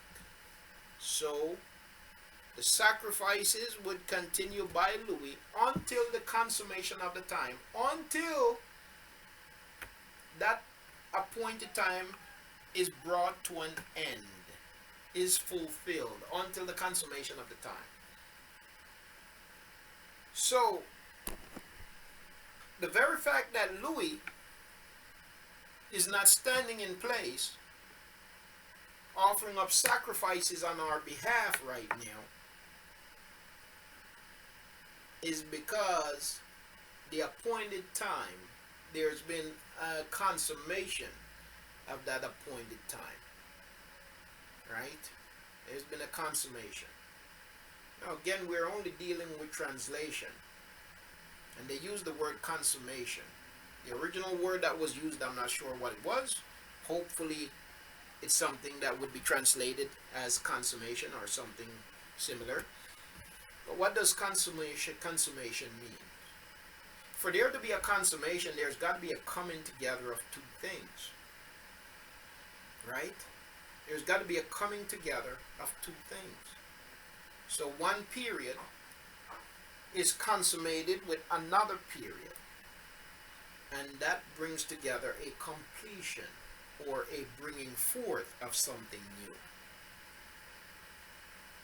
So Louis would continue as high priest until the consummation of the time. And so Louis is no longer our high priest. Because if Louis was, then he would be. Now, doesn't mean that Louis will not be reinstated. The scriptures tells us that the priesthood will be reinstated. But now is not the time. But it will be reinstated. The priesthood of Louis will be reinstated in our regathering. It says, I adjure you by the Elohim of Shamayim to do truth, each one unto his neighbor, and to entertain love, each one for his brother. And draw you near to Louis in humbleness of heart, that you may receive a baraka from his mouth. And this is how I'd like to encourage our people. I'd like to encourage us today. You know, family, we all, as Yasharal waking up, we all don't see things the same way. There's a lot of confusion, there's a lot of disagreement among us. But it is important that we do not allow that disagreement to turn into hatred for one another. Because then we're only kidding ourselves. And that's what we have among us. We have people who are professing to be Yasharal who are hating each other. We hate one another, won't talk to each other. You know? And the moment you try to talk to somebody, then they think that you're trying to argue with them. You see. You know, family, I'll say this. Right here in this assembly, and I've done studies on this before, but we have people in this assembly who share slightly different beliefs concerning certain things. And I'm not mad at anybody for that. You know why? I don't have all the answers. I don't think anybody have all the answers yet. I believe Yahuah is still revealing his truth. Right? I used to be totally persuaded that this day that they call Saturday is the Sabbath day. But as I study and research, I became convinced that I don't know. I can't speak with great certainty that today is the Sabbath day. You have people who are convinced today is the Sabbath day. That's no reason for me to argue with them and tell them no. I believe that in time Yahuah will make things clear. Right? And there are different things that we don't know, because you know what I find as I study? I find that there is information. It looks quite very, very much so to me that there's some missing information that we still gonna have to get. It all ain't there yet. And you know what's amazing? While some of us and many of us might think that we found it all and we have the answers, the fact of the matter is, our adversaries, the enemy, those who have enslaved us and then brainwash us, they still know more about us than we know about ourselves, even though many of us think we know it all. They have more records than we have ever seen, than we have ever imagined. The Catholic Church have so much of our history, so much of our documents, so much of our records locked up in their rooms. We've never seen it. We've never seen these documents, but yet we think that we have all the answers. We're convinced that we have all the answers. You see? And the fact is, we don't. There's still a whole lot that we don't know. There's still a whole lot. Let me speak for myself. There's still a whole lot that I don't know. And so I can't speak. I've learned and I'm learning that concerning anything, I can't speak conclusively because it is still being revealed. You see? And so I've had to take a step back and to be cautious of what I put out there as being totally concrete. You see, I think there's things still being revealed. And so with that in mind, we have to be more patient with one another, more loving toward each other, and more understanding. And I believe that's very important. He says, I adjure you by the Alhim of Shamayim to do truth each one unto his neighbor, and to entertain love each one for his brother, and draw you near to Louis in humbleness. We've got to draw near to one another in humbleness. If you try to say something to somebody, automatically they think you want to argue with them. No, that's not the case. Should be able to come to each other and say, hey, Aki, Akut, you mind taking a look at this, can we discuss it? Maybe there's something we can both gain from it, And draw you near to Louis in humbleness of heart, that you may receive a barakah from his mouth. For he shall barak Yasharal and Yahudah, because him hath Yahuah chosen to be king over all the nation. And bow down before his seed, for on our behalf it will die in wars visible and invisible, and will be among you an eternal king. And Rehoboam died, having given these commands to his sons, and they placed him in a coffin. Again, we're dealing with translation. And they placed him in a coffin. It is important to note that that would not be found in the scriptures. You find it in translation, but not in the scriptures, because the people of Yasharal, really, this is something we know, we're not buried in coffins. And they carried him from Matzrayim and buried him in Hebron, in the cave where his father was. Okay. Maybe they just carried him in Yeah, the so coffin to the maybe they carried him in. They carried him in something, but we know that our people weren't buried in coffins. Even today, still, you see in some cultures when they got to carry a body where they don't bury in coffin, they put them on maybe you call it a gurney, something made with cloth, and 4 people carry it basically. You know, even today you see that. All right. Okay. Well, family, we are not going to go any further here today. We'll pick up in the next book, next writing, the next time we come together. It's my hope that what we have covered, hope I didn't confuse you in any way, but hopefully it'll cause us to consider a few things. But yes, go ahead, Akeem. I would like to open the mic.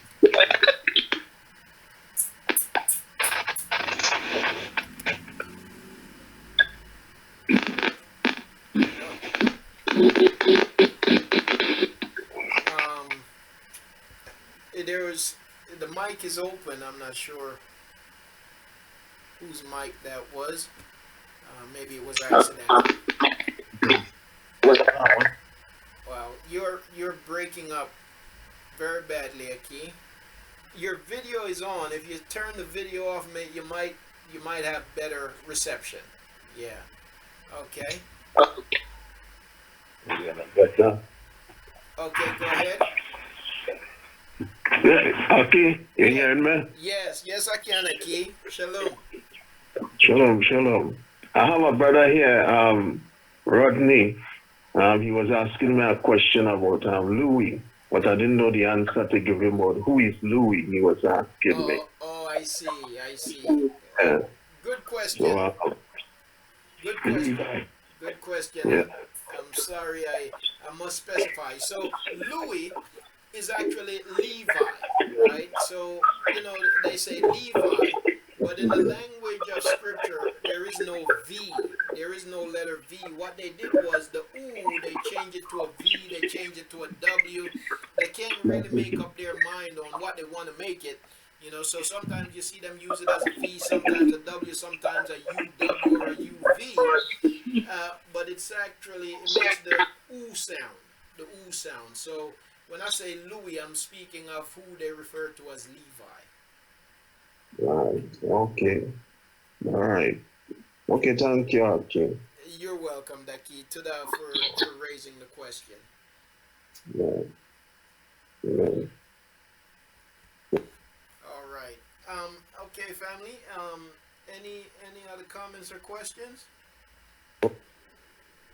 You want to ask no question? Like put in your input on our little chat. Not sure because I answered the question. He answered exactly what I said to him. Or what any other question I could ask him? And hold that chat. By the way, to the rest of the family, that's Aki, Patrick, and his friend. They're in London. They're in England. They're joining us from all the way from across the pond, right? So great to hear you. Rodney. Oh, Aki Rodney. Okay, great. Yeah, want to say shalom to you, Aki, and wonderful to have you joining us.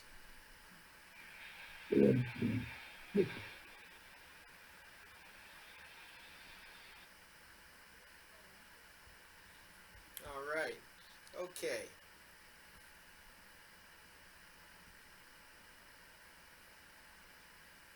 Okay, Akuda Nitra had mentioned that it should have been.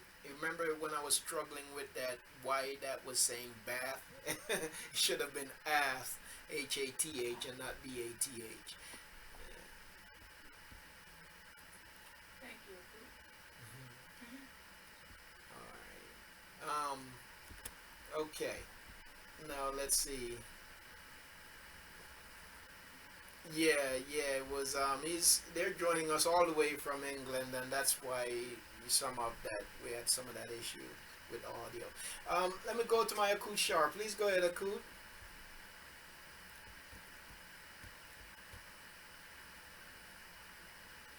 Shalom, Key. Can I be heard? Yes, you can. Shalom to you, Akut.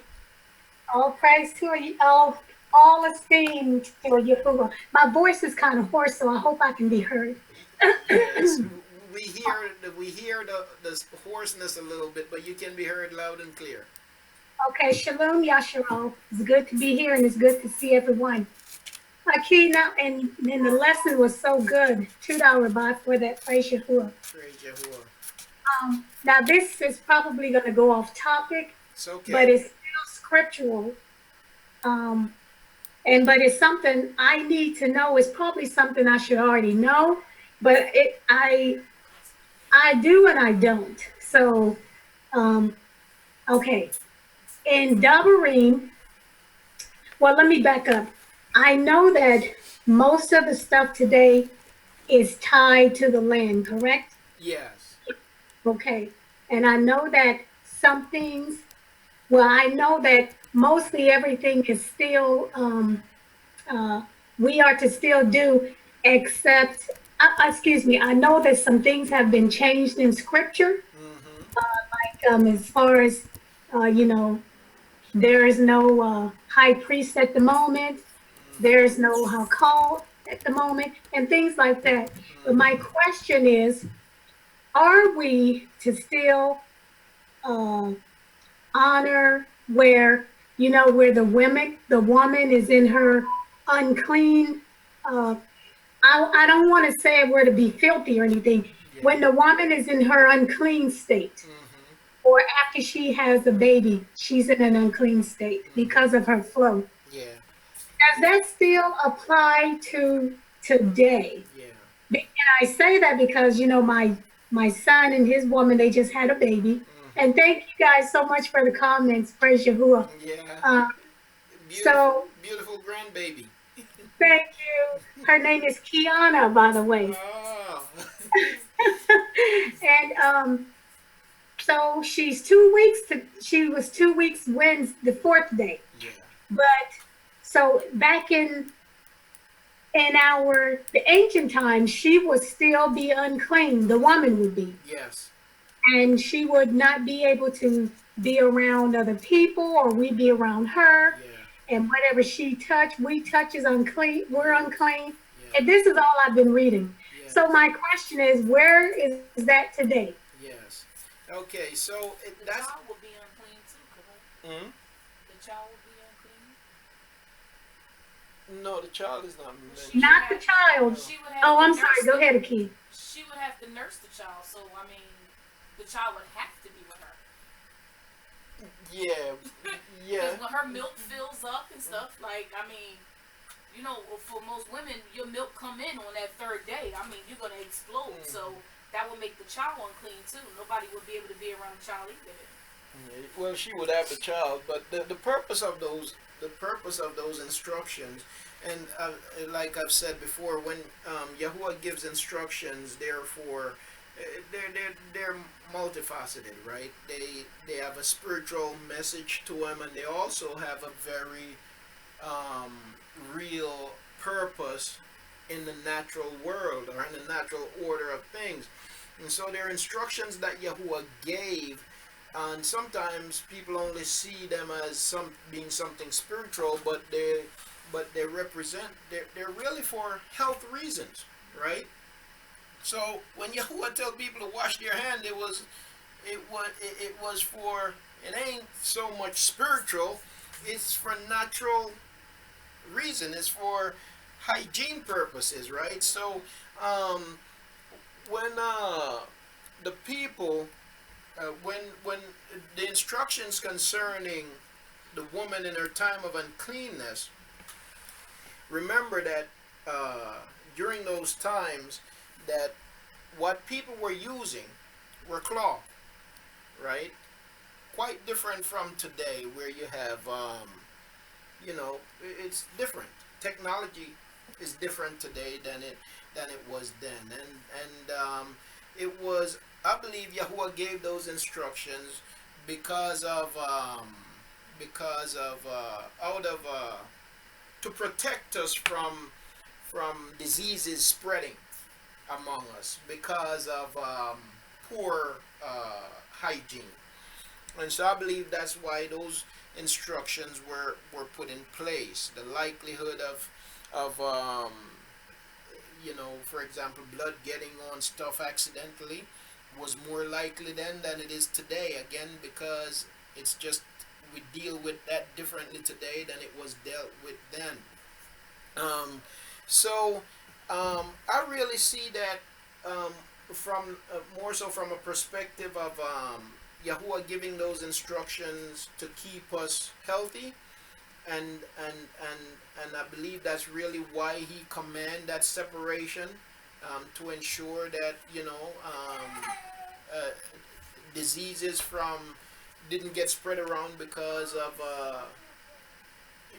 poor hygiene and poor behavior when it comes to hygiene. And I believe that's why he put those things in place. Now that's a command that's not attached to the land per se. That's something that no matter where you are, it can be carried out and you can do it.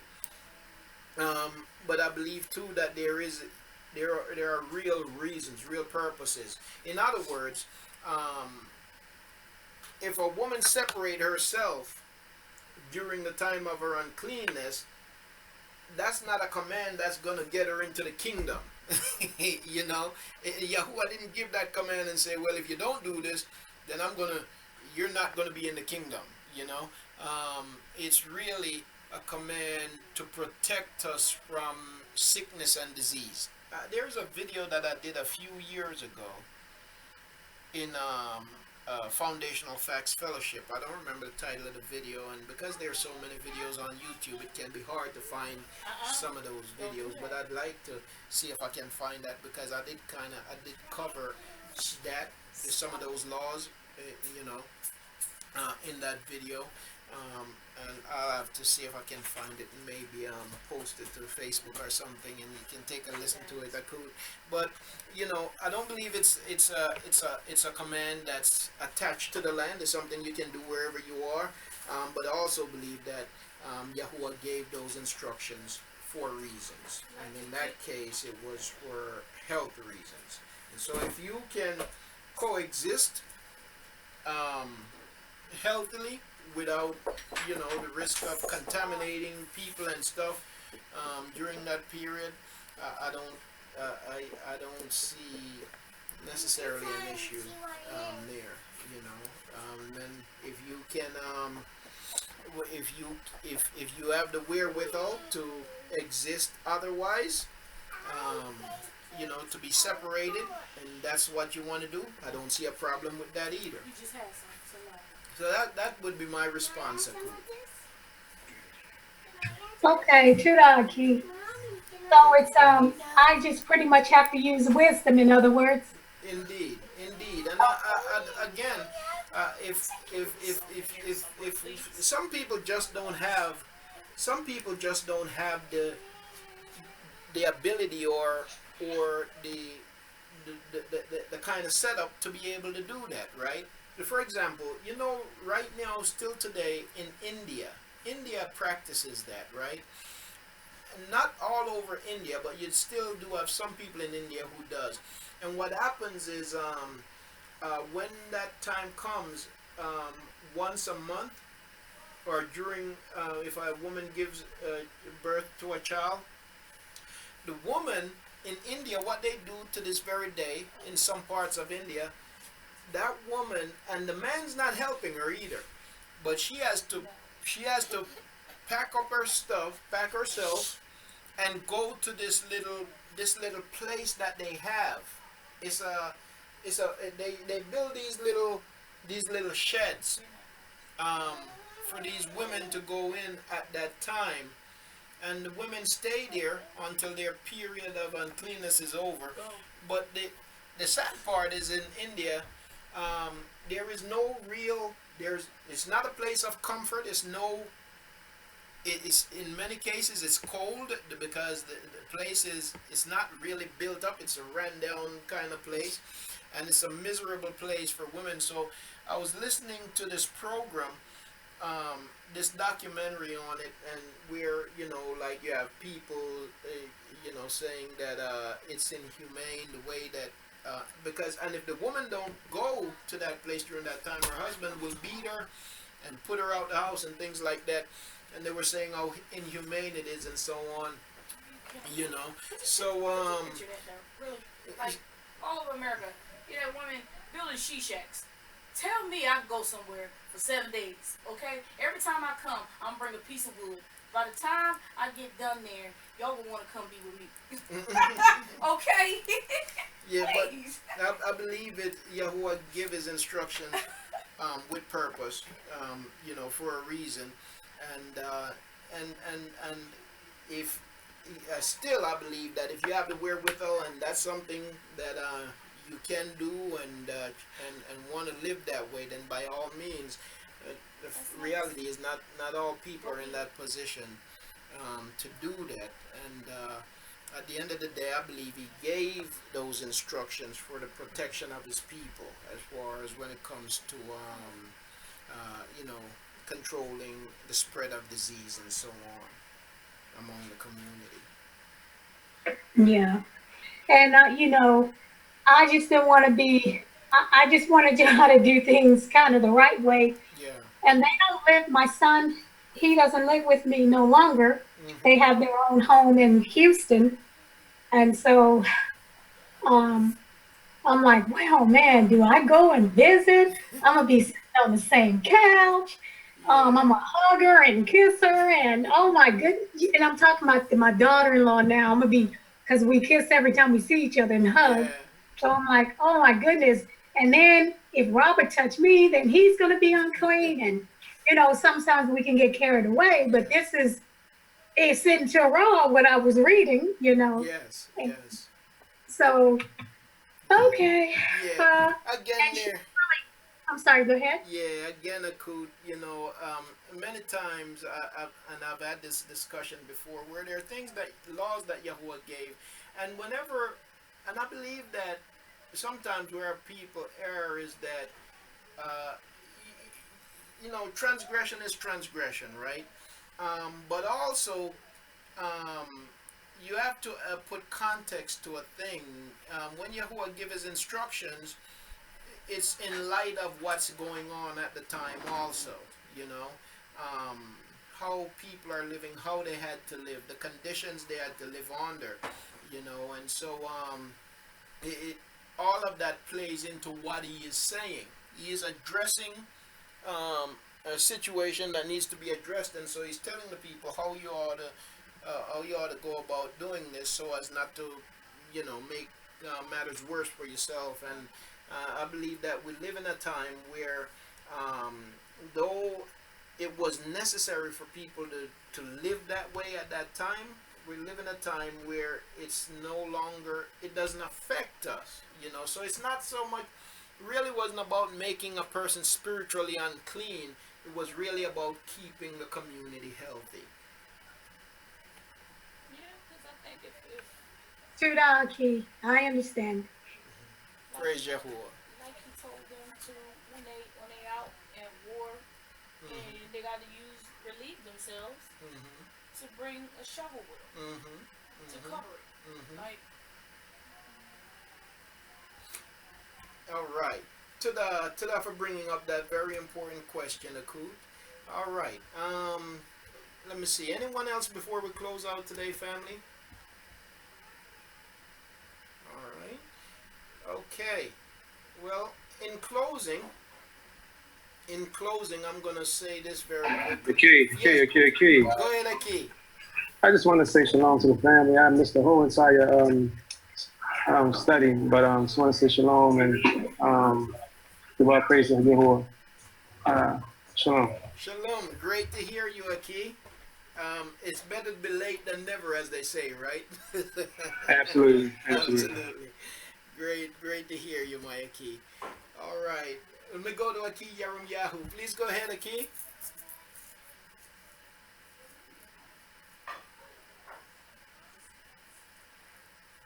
Akut Yariya said, Kim the builder. Yeah, she'll build something quick, Akut. Let me unmute Aki Yaram Yahoo.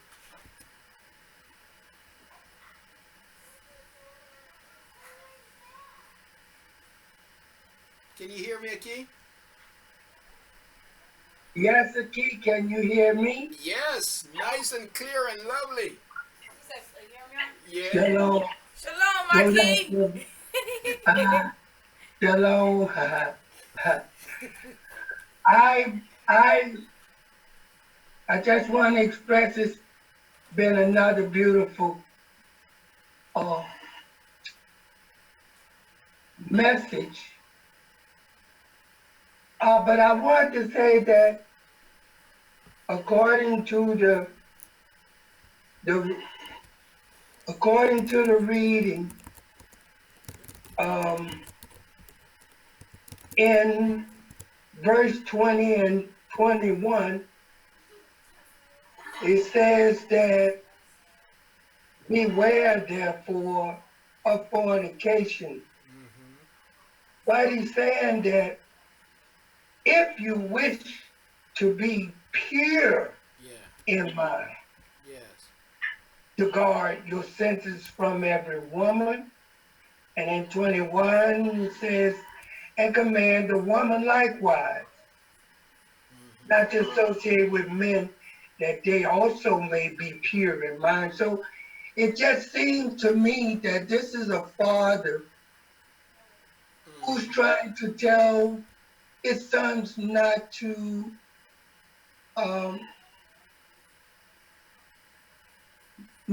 repeat how he messed up. And sad to say that he's trying to paint the responsibility upon the woman, but he's giving his sons a perspective of his own wrongdoing. But scripture also tells us that both male and female are drawn away by our own inner desire. And when you speak of women, the way they dress, or begin to attract the wrong attention, when adorning themselves to go out in public. And like you said, they don't necessarily want the wrong person to speak to them. But when you dress yourself up as like Jezebel, you automatically attract the wrong attention. And so my understanding is that we, as the people of Yahusha, have to abide by Father Yahuah. So whether we at home or whether we go out in the streets, because everybody have mirrors in their house, that you should know that you shouldn't go out in the street a certain way. And we have to be mindful that everything is to please Father Yahuah, not ourselves. So it's like you said, it's a translation of the system to translate the true understanding of what the people of Yahusha was saying. Because when the system give us that interpretation, everybody gathers their own thoughts in their mind, which Father say cast down imagination. So I just want to express that we all have to look at it in terms of who are we trying to please, who are, and as the Father told them in the beginning, stay focused on the things you need to do as a single person to really even prepare yourself for a relationship. Indeed. That means male or female. So I think basically that's what we have to focus on. Pleasing Father Yahuah, because many people get caught up in relationships that they shouldn't even be in because we allowed the system to dictate to us how we supposed to do this. And another thing I want to ask you, um, I asked a while back, I don't know if you got chance to go over it, but about the woman at the well and her the 5 men that Mashiach told her was not her husband. But you said those 5 men represented something. I didn't quite remember. And also about who's in our land, Jews, Arabs, and Canaan, and you're explaining which one is. I know it's in Genesis, but you say one will dwell in the land, and one will serve this one, and one will do something. But I was trying to remember those two, Yes. those scriptures, and what you really expressed that they meant. Yes. But anyway, I thank all of you. I love you all, and I'm gonna get off the mic. Shalom, Torah. Praise Yahuah and Shalom Aki. Aki, you got great memory. That study I did with the speaking about the woman at the well and what the 5 represented. That was about, I don't know, must have been about 3 years ago. Yes, it was. You know what? I don't even, the study, I remember when you bring it up, but the study isn't coming to mind. The scripture is not coming to mind right now. I'm going to have to go back and find it.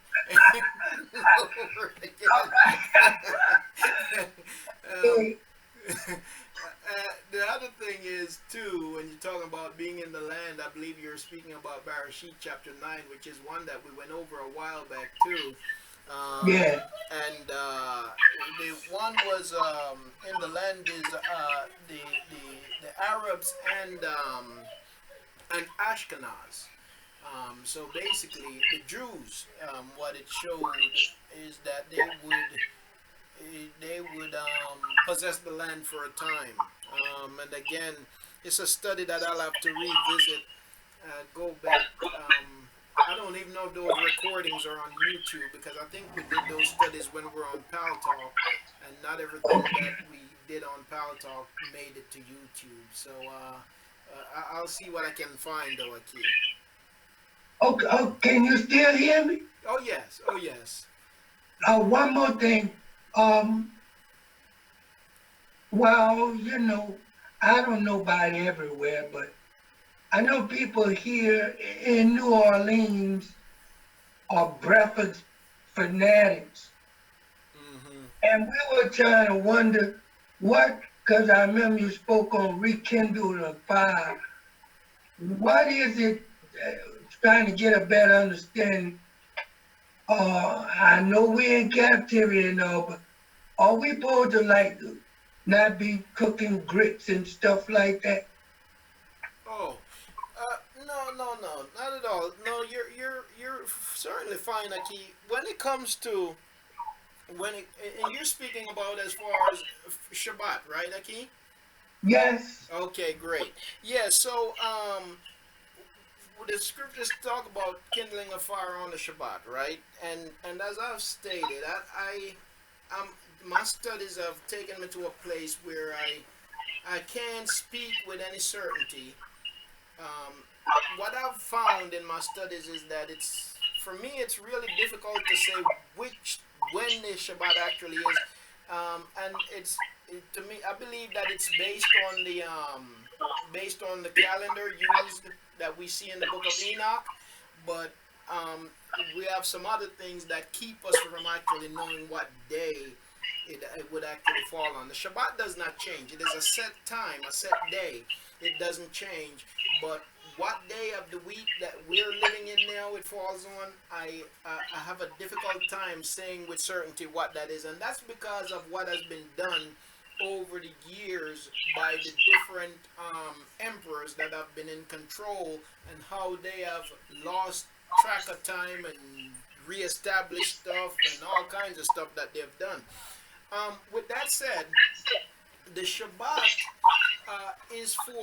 it is an appointed time and it is for an appointed place. So really, none of us can keep the Shabbat outside of the land of Yasharal. Right.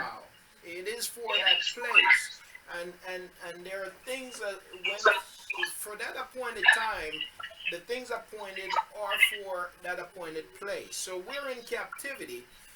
We can't keep the Shabbat. Now the reason why Yahuah tell us not to kindle a fire, again going back to the context of the time, it really required work for them to kindle a fire on the Shabbat.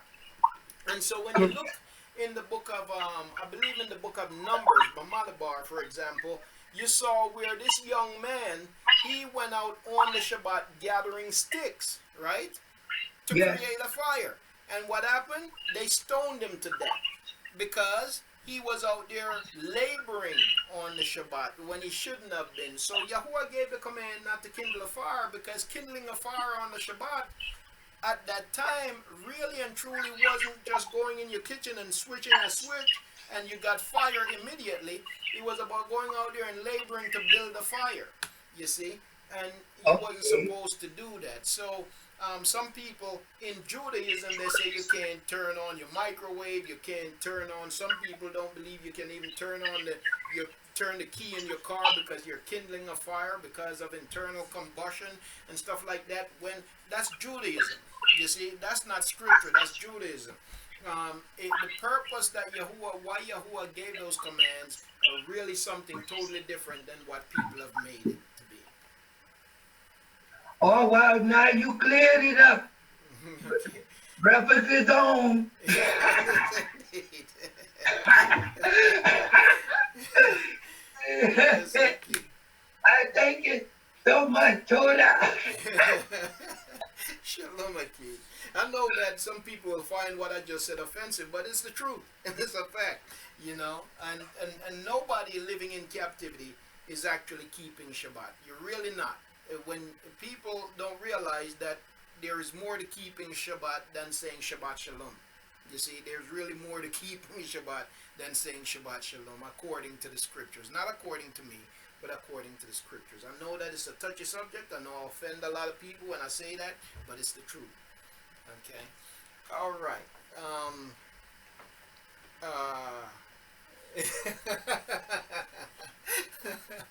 Well, praise Yahuah. You're welcome, Daki. All right. Well, once again, family, it's truly been a baraka. Now, you know, Mashpaka, I'm gonna do something here very quickly. This has nothing to do with the scriptures now, but I believe that we are each other's keeper, right? I am my brother's keeper, and when you find something good, one of the things we are supposed to do is we're supposed to lift up one another, encourage one another, help one another, whatever it is, right? We just read about that, right? Being able to counsel with one another, take advice from each other, and so on and so forth, right? So in that same vein, and this is not this has nothing to do with the scriptures now. I'm about to tell you of something that I got involved with, and I just want to introduce everybody to it real quickly. I'm not going to get into no real details, but I want to tell you about it because it's something that I'm excited about. It's something that I believe has the potential to change my life, and if it has the potential to change my life, it certainly has the potential to change your life. I was introduced. Now, y'all know that for the past few years I've been telling you about talking about marijuana, and I'm not talking about going out there smoking marijuana, getting high, but I know that the plant, it's a plant, natural plant created by Yahuah, and that has served to benefit his people for thousands of years, and maybe we can even change that from thousands to many more years than that, because the earth is older than what they tell us. But it has benefited us for a long time. But 70 years ago, the United States and England decided to make it illegal. So marijuana was made illegal 70 years ago because of race reasons, and also because at that time you had a big company in America that was in the lumber industry, and they had this one man that was very powerful, basically owned the lumber industry, and the hemp plant was a threat to the lumber industry, because with the hemp plant you can use it for housing, you can use it to make furniture, you can use it to make clothing, it is medicine, it is a whole lot of stuff. And so it was a threat to the industry. Furthermore, they also saw it as a way to promote racism, right? They use it, that's why it was given the name marijuana, right? Because not only did they use it to target blacks, they also use it to target Mexicans. Okay, so it was a method that it was something that gave them the ability to target certain groups of people as far as incriminating people, locking them up and putting a stigma on a certain group of people. And that's how it got the name marijuana. Marijuana is supposed to be a seductress woman, a woman that you stay away from, because she will woo you in, and before you know it, she'll have you going crazy where you're running and jumping out of windows. They literally made TV commercials against marijuana like that. They then classified it as a Schedule 1 drug, where a Schedule 1 drug is something that has absolutely no medical benefit to it, and it is highly dangerous. In other words, it will kill you. It's poison. It will kill you. And the reality is that none of that is true about, and I'm not going to call it weed, right? None of that is true about weed, the herb, right? That's just things that they've put in the minds of people. What is true about it is that it is a very powerful cannabis. Yes, cannabis. Thank you, Akut. What is true about it is that it is a very powerful, and I'll call it food. I call it food because it's ingestible. And, as somebody say, they call him the father of medicine, but he wasn't the father of medicine. But as he said, whatever his name was, forget right now, let your food be your medicine and your medicine be your food. Cannabis it's a very powerful food that is also a very powerful medicine, right? And so there are many, Hippocrates. There are many benefits to cannabis. Okay, they won't. You're not allowed to say it outright. You're not allowed to say it outright. So what I'm gonna say is this: that there are documented instances, several documented instances, where people were given a matter of months to live, and with the right type of cannabis product, they began taking it, and they were diagnosed with cancer, given months to live. With the right type of cannabis product, they began taking it, and it literally killed the cancer in their body within a matter of months. Okay, beginning as early as 3 weeks.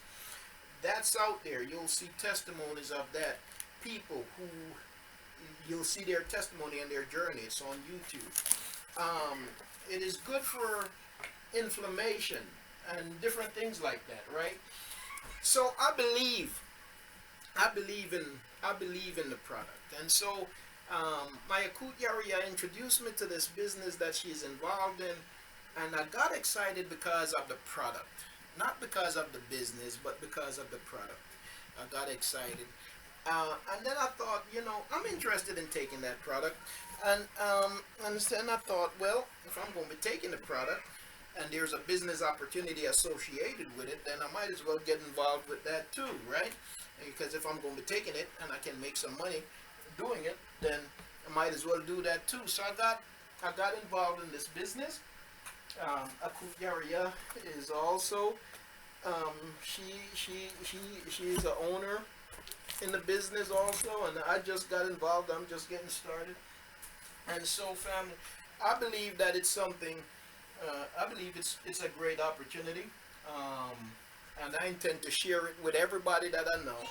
And so I created a Facebook page, and this is why I'm talking about it. I created a Facebook page. It's called CBD Works 365. On Facebook, if you go to my regular page, you'll see things that will take you to that page. There's a website. I want to encourage you to stop by the website. I have a website. Akut Yaria has her website also. I'm going to give you my website. I'm going to put it in here. I'm going to encourage you to stop by there and read about the products that our company offers. So I'm going to put it in here. I am going to Akut. I'm going to be creating a video. Plan on creating a video this evening. And there's also information on Facebook on how, if you desire to do the business part of it, just send me a message and I'll send you information. I'm going to be creating a video. I received my first shipment because I ordered it because I'm going to be taking it every day, and I'm going to be posting videos on my progress. Okay, so I have a shipment here, and I'm going to create a video this evening where I'll be opening up my shipment in the video. I haven't opened it yet. I've been saving it for that video. I'm excited about it, but you can send me a message on Facebook if you want more information, and I'll send you links where you can sign in and research all you want. Family, if you're dealing with arthritis, if you're dealing with a lot of diseases are really linked to inflammation in the body. A lot of people don't realize that, but a lot of diseases that people struggle with are really linked to inflammation in the body. And if you can reduce inflammation in the body, and the way that cannabis affects your body, you see, your body was made for cannabis, so to speak, because cannabis has in it I have a hard time saying the word cannabidiols, right? CBDs, and your body has CBD receptors. Okay, absolutely, Akut Yaria, absolutely. I'm gonna let Akut Yaria come to the mic here, but your cannabis has CBD in it, and your body has CBD receptors. In other words, receivers for the CBD. Okay, and what studies have shown, and there are quite a few studies out there now. There's even a video that they show on some TV channels. Israel does a lot of research into it, and they're showing how since 1983, I think, they have been giving it to their soldiers who have had brain injury and stuff, and how it has transformed and healed them, and so there's just a lot to it. Nonetheless, I'm going to let Akut Yaraya come to the mic. I'm going to give you the website. You can go to it. You can read a lot about CBD and so on. And again, I'm sharing this with you because I'm going to be putting information on my YouTube page and on Facebook about the product and about the business. I encourage you to look into it, family. It will be great for your health. And if you want to be a part of the business, I believe that it will be great for your wallet too, because we're really just at the beginning of the emerging cannabis market, and there's a whole lot of money in that market to be made. It has been suppressed, but it's getting to a point where they can't suppress it anymore. Canada just went totally legal this past Wednesday. Brazil has gone legal, and country after country, the laws are falling. So, just wanted to share that. Let me go to Akut Yaria. Please go ahead, Akut.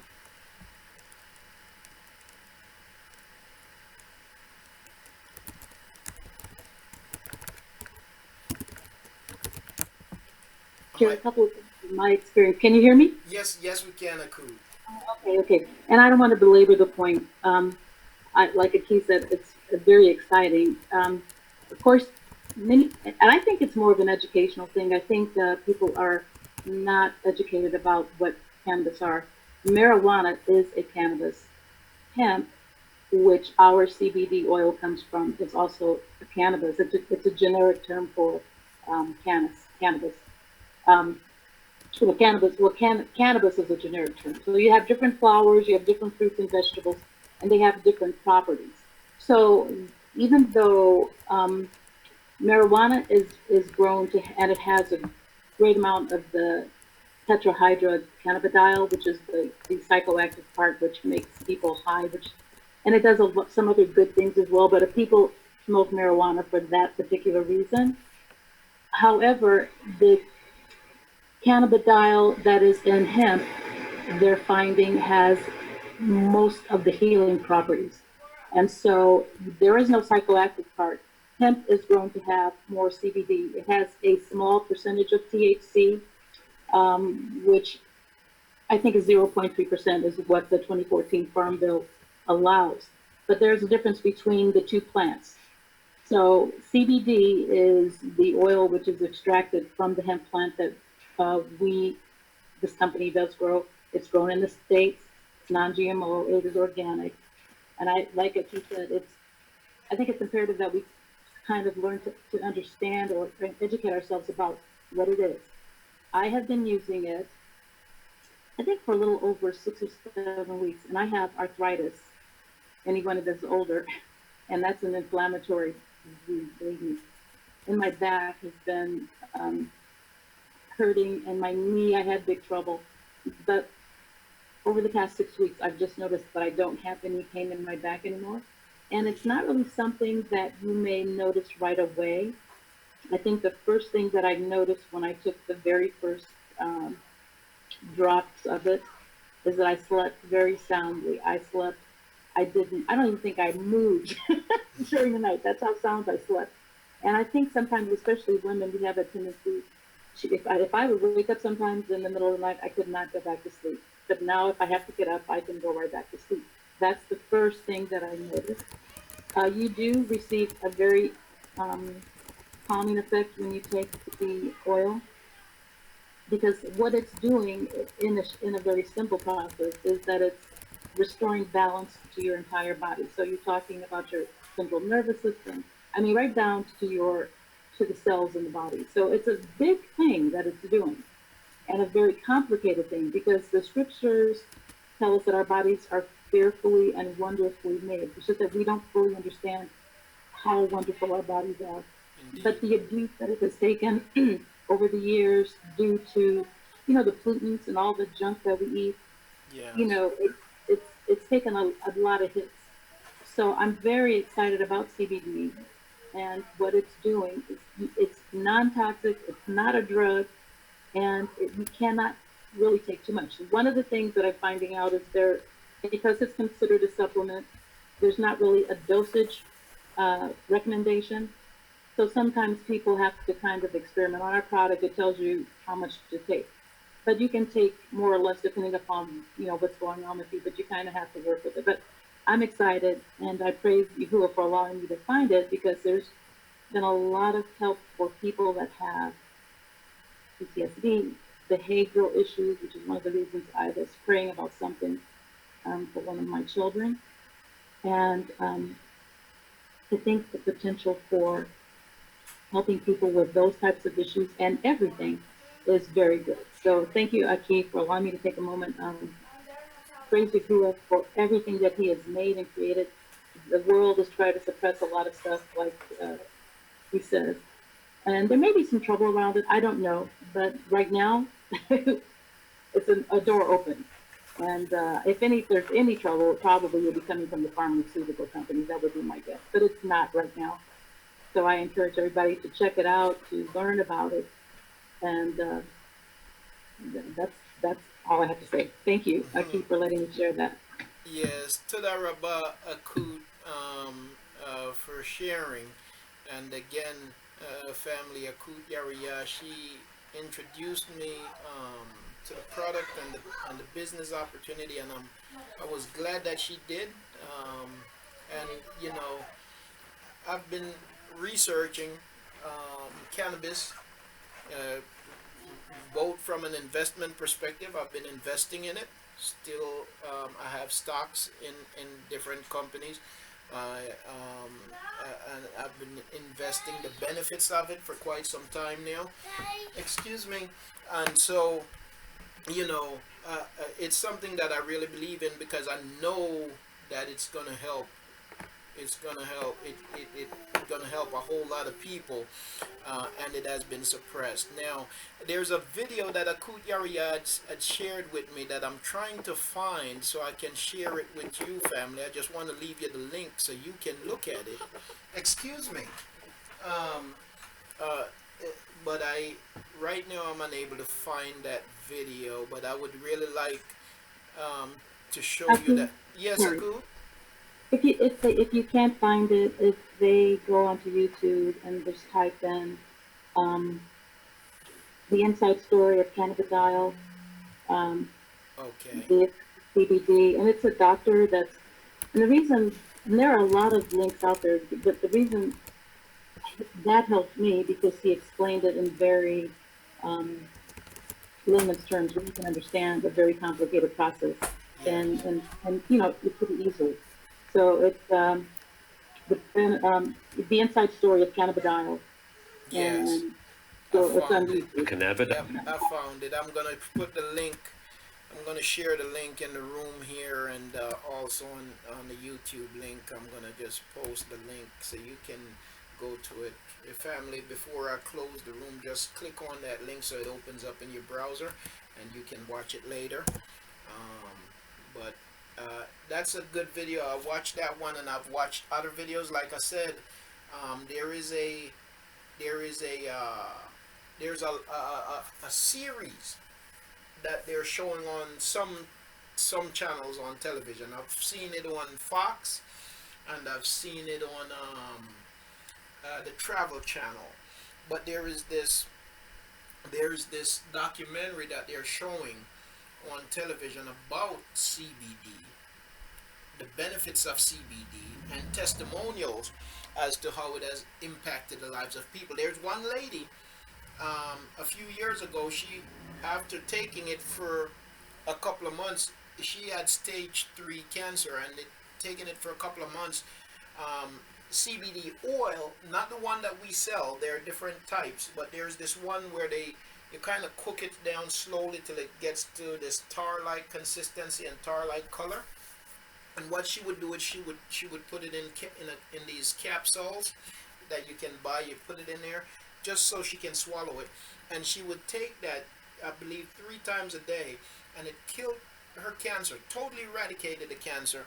And so she went on YouTube. She made a video, and the next day, no, she made a video on YouTube, but then she got interviewed for this documentary, and you'll see her story in the documentary if you ever come across it. I don't remember the name of the documentary now.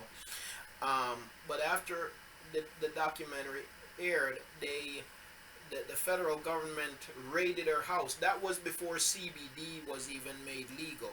Now CBD is legal. That's why we can sell it like we are. But that's before CBD was made legal.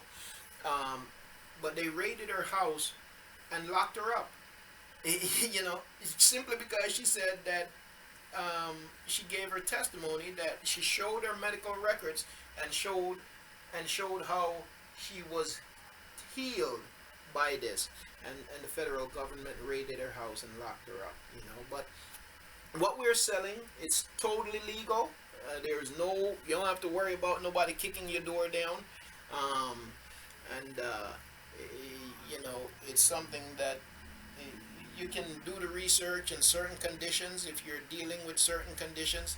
Yes, indeed, absolutely, they've been fighting it because another thing that cannabis is doing and CBD oil is doing, they're finding that it's actually effective at getting people off of these opioid addictions. You know, they're finding that it's effective at doing that. No, that's bad news for big pharma. You see, and so they're trying to fight it with everything they've got. You know, but it pretty soon, because people are becoming more educated and more aware. Pretty soon, those companies making those opioids are going to be in trouble because there won't be a market for it the way it used to be. All right. Well, again, let me just post this link on YouTube, family. And again, I encourage you to do the research for yourself. And as some of you Mashpaka have expressed that you want more information, you can send me an email or call me, or go to Facebook and leave me a message, and I'll get information to you.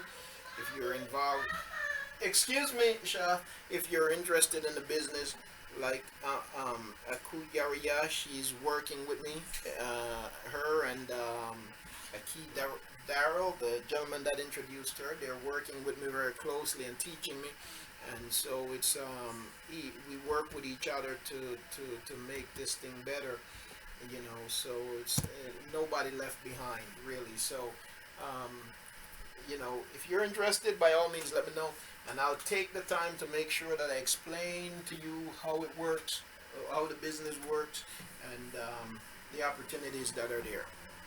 All right, so I shared with you a link to my website. You can copy that link, paste it in your browser. You can go there. You can read a lot about CBD. You can see the different products we offer. Akut Yaria has a website also that offers the same products.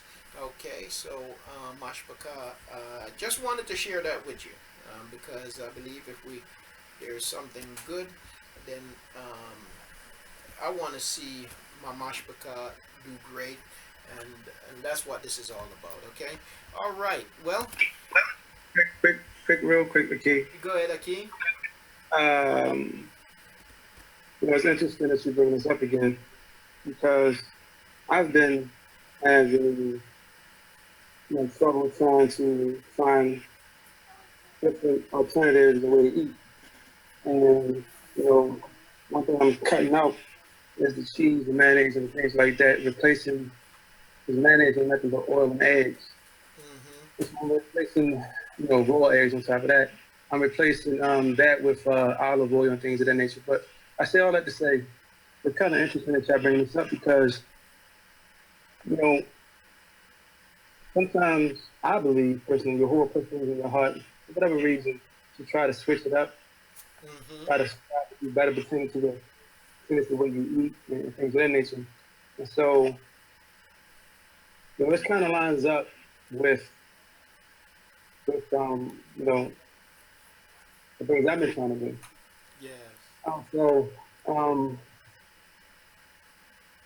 whatever reason, this is perfect timing.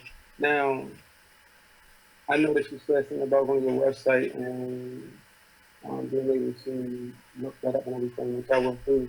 It's interesting. You know, it is interesting. One thing I wanted to know is, so you ordered some, and what is it in the form of? Is it in the form of just the herb itself, and then you eat it? What is it in the form of? Does it look just like the cannabis itself? Do Yeah, you know? Do you even know yet? right. No, it's actually in the form of oil, and you take drops of the oil. Um, they also have sprays, product it in a spray form. Um, well, in this case, with the company that we're a part of, they don't have the spray form. They have sprays, but it's not for the CBD.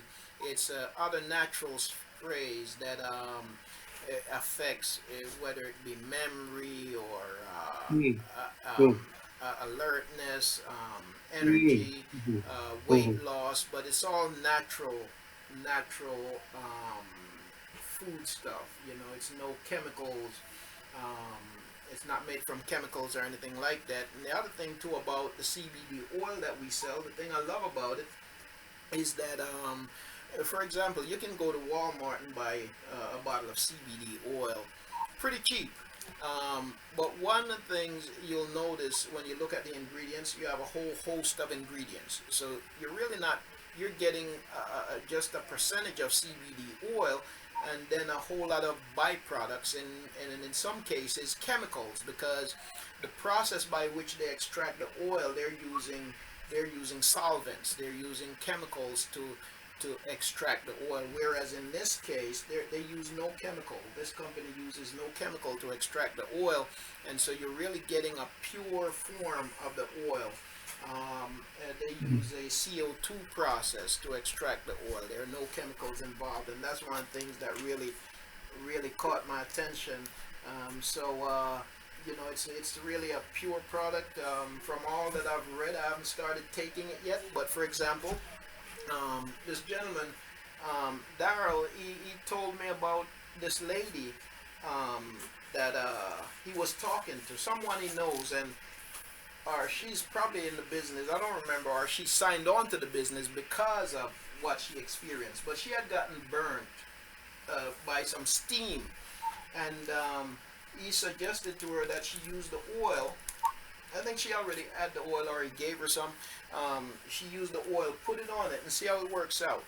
And she put the oil on it, and within a few minutes, the burning sensation went away. Within 10 hours or so, it began to develop a scab. Now, not normally that's something that takes a few days to happen, but by her applying the oil to it, the relief was almost immediate, and the healing process began to occur much faster than what it would normally say, even using what they would call that thing for burns and scrapes that they sell, that chemical, whatever it's called.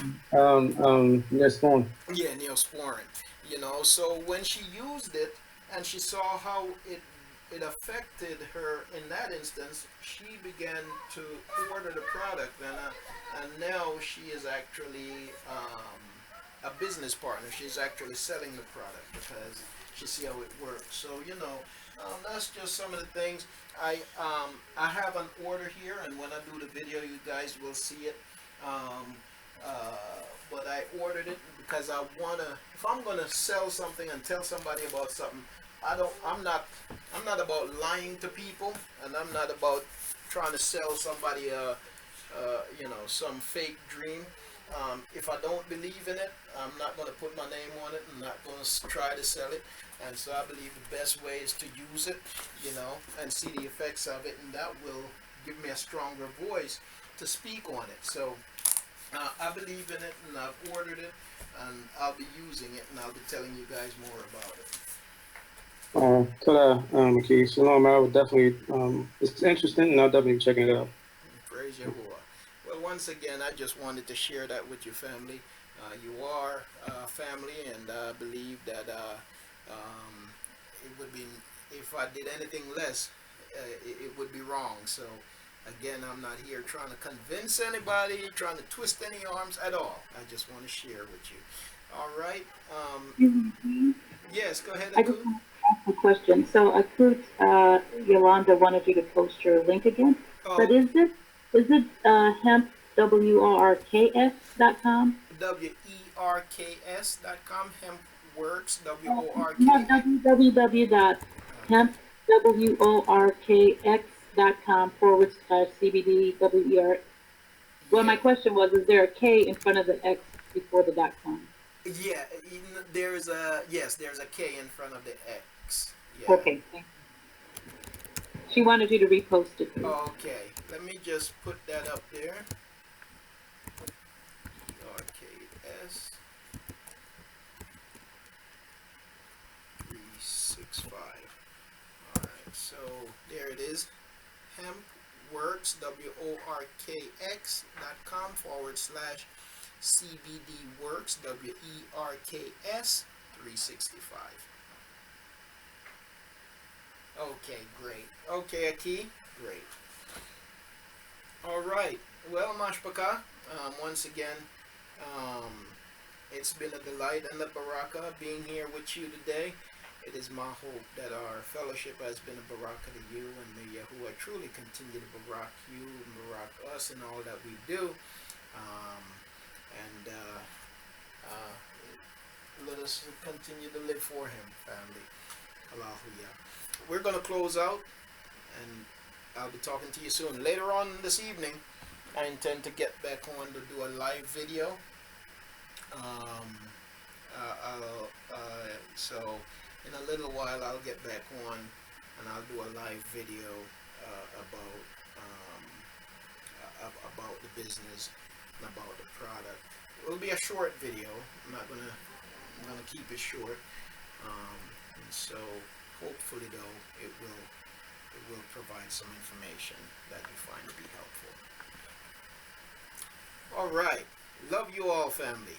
Love you, appreciate you, and may Yahuah truly continue to barak you and to strengthen you and to keep you in all that you do. And we're going to close out. Hallelujah. Praise Yahuah. Praise Yahuah. Father, we thank and praise you for your greatness. Praise you, Yahuah, that you choose not to leave us in darkness, but gradually you continue to awaken your people and to show us the way.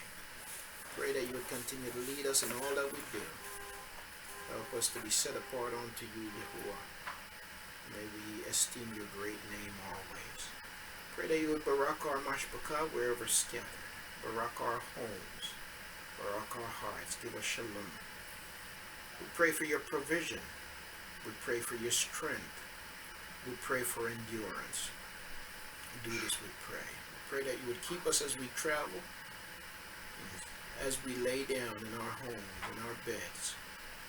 Protect us, Father, and may your favor continually be upon us. In your great name. Hallelujah. Now, family, may Yahuah barak you and keep you. May Yahuah cause his face to shine upon you and show favor unto you. May Yahuah lift up his face upon you and give you shalom. May the name of Yahuah be upon you. Hallelujah. Love you, Mashpaka. Love you greatly. Appreciate you. And Yahuah willing, I'll be seeing you soon. With that, we prepare to close out. Whoops.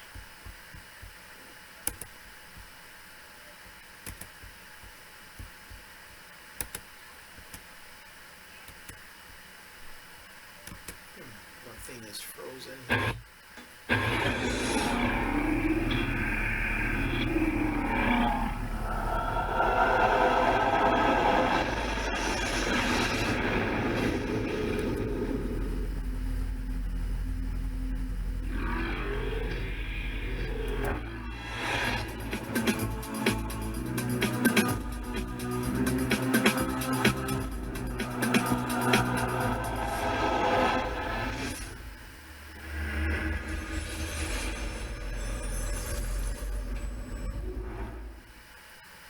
Alright, Layla Tub family. Shalom.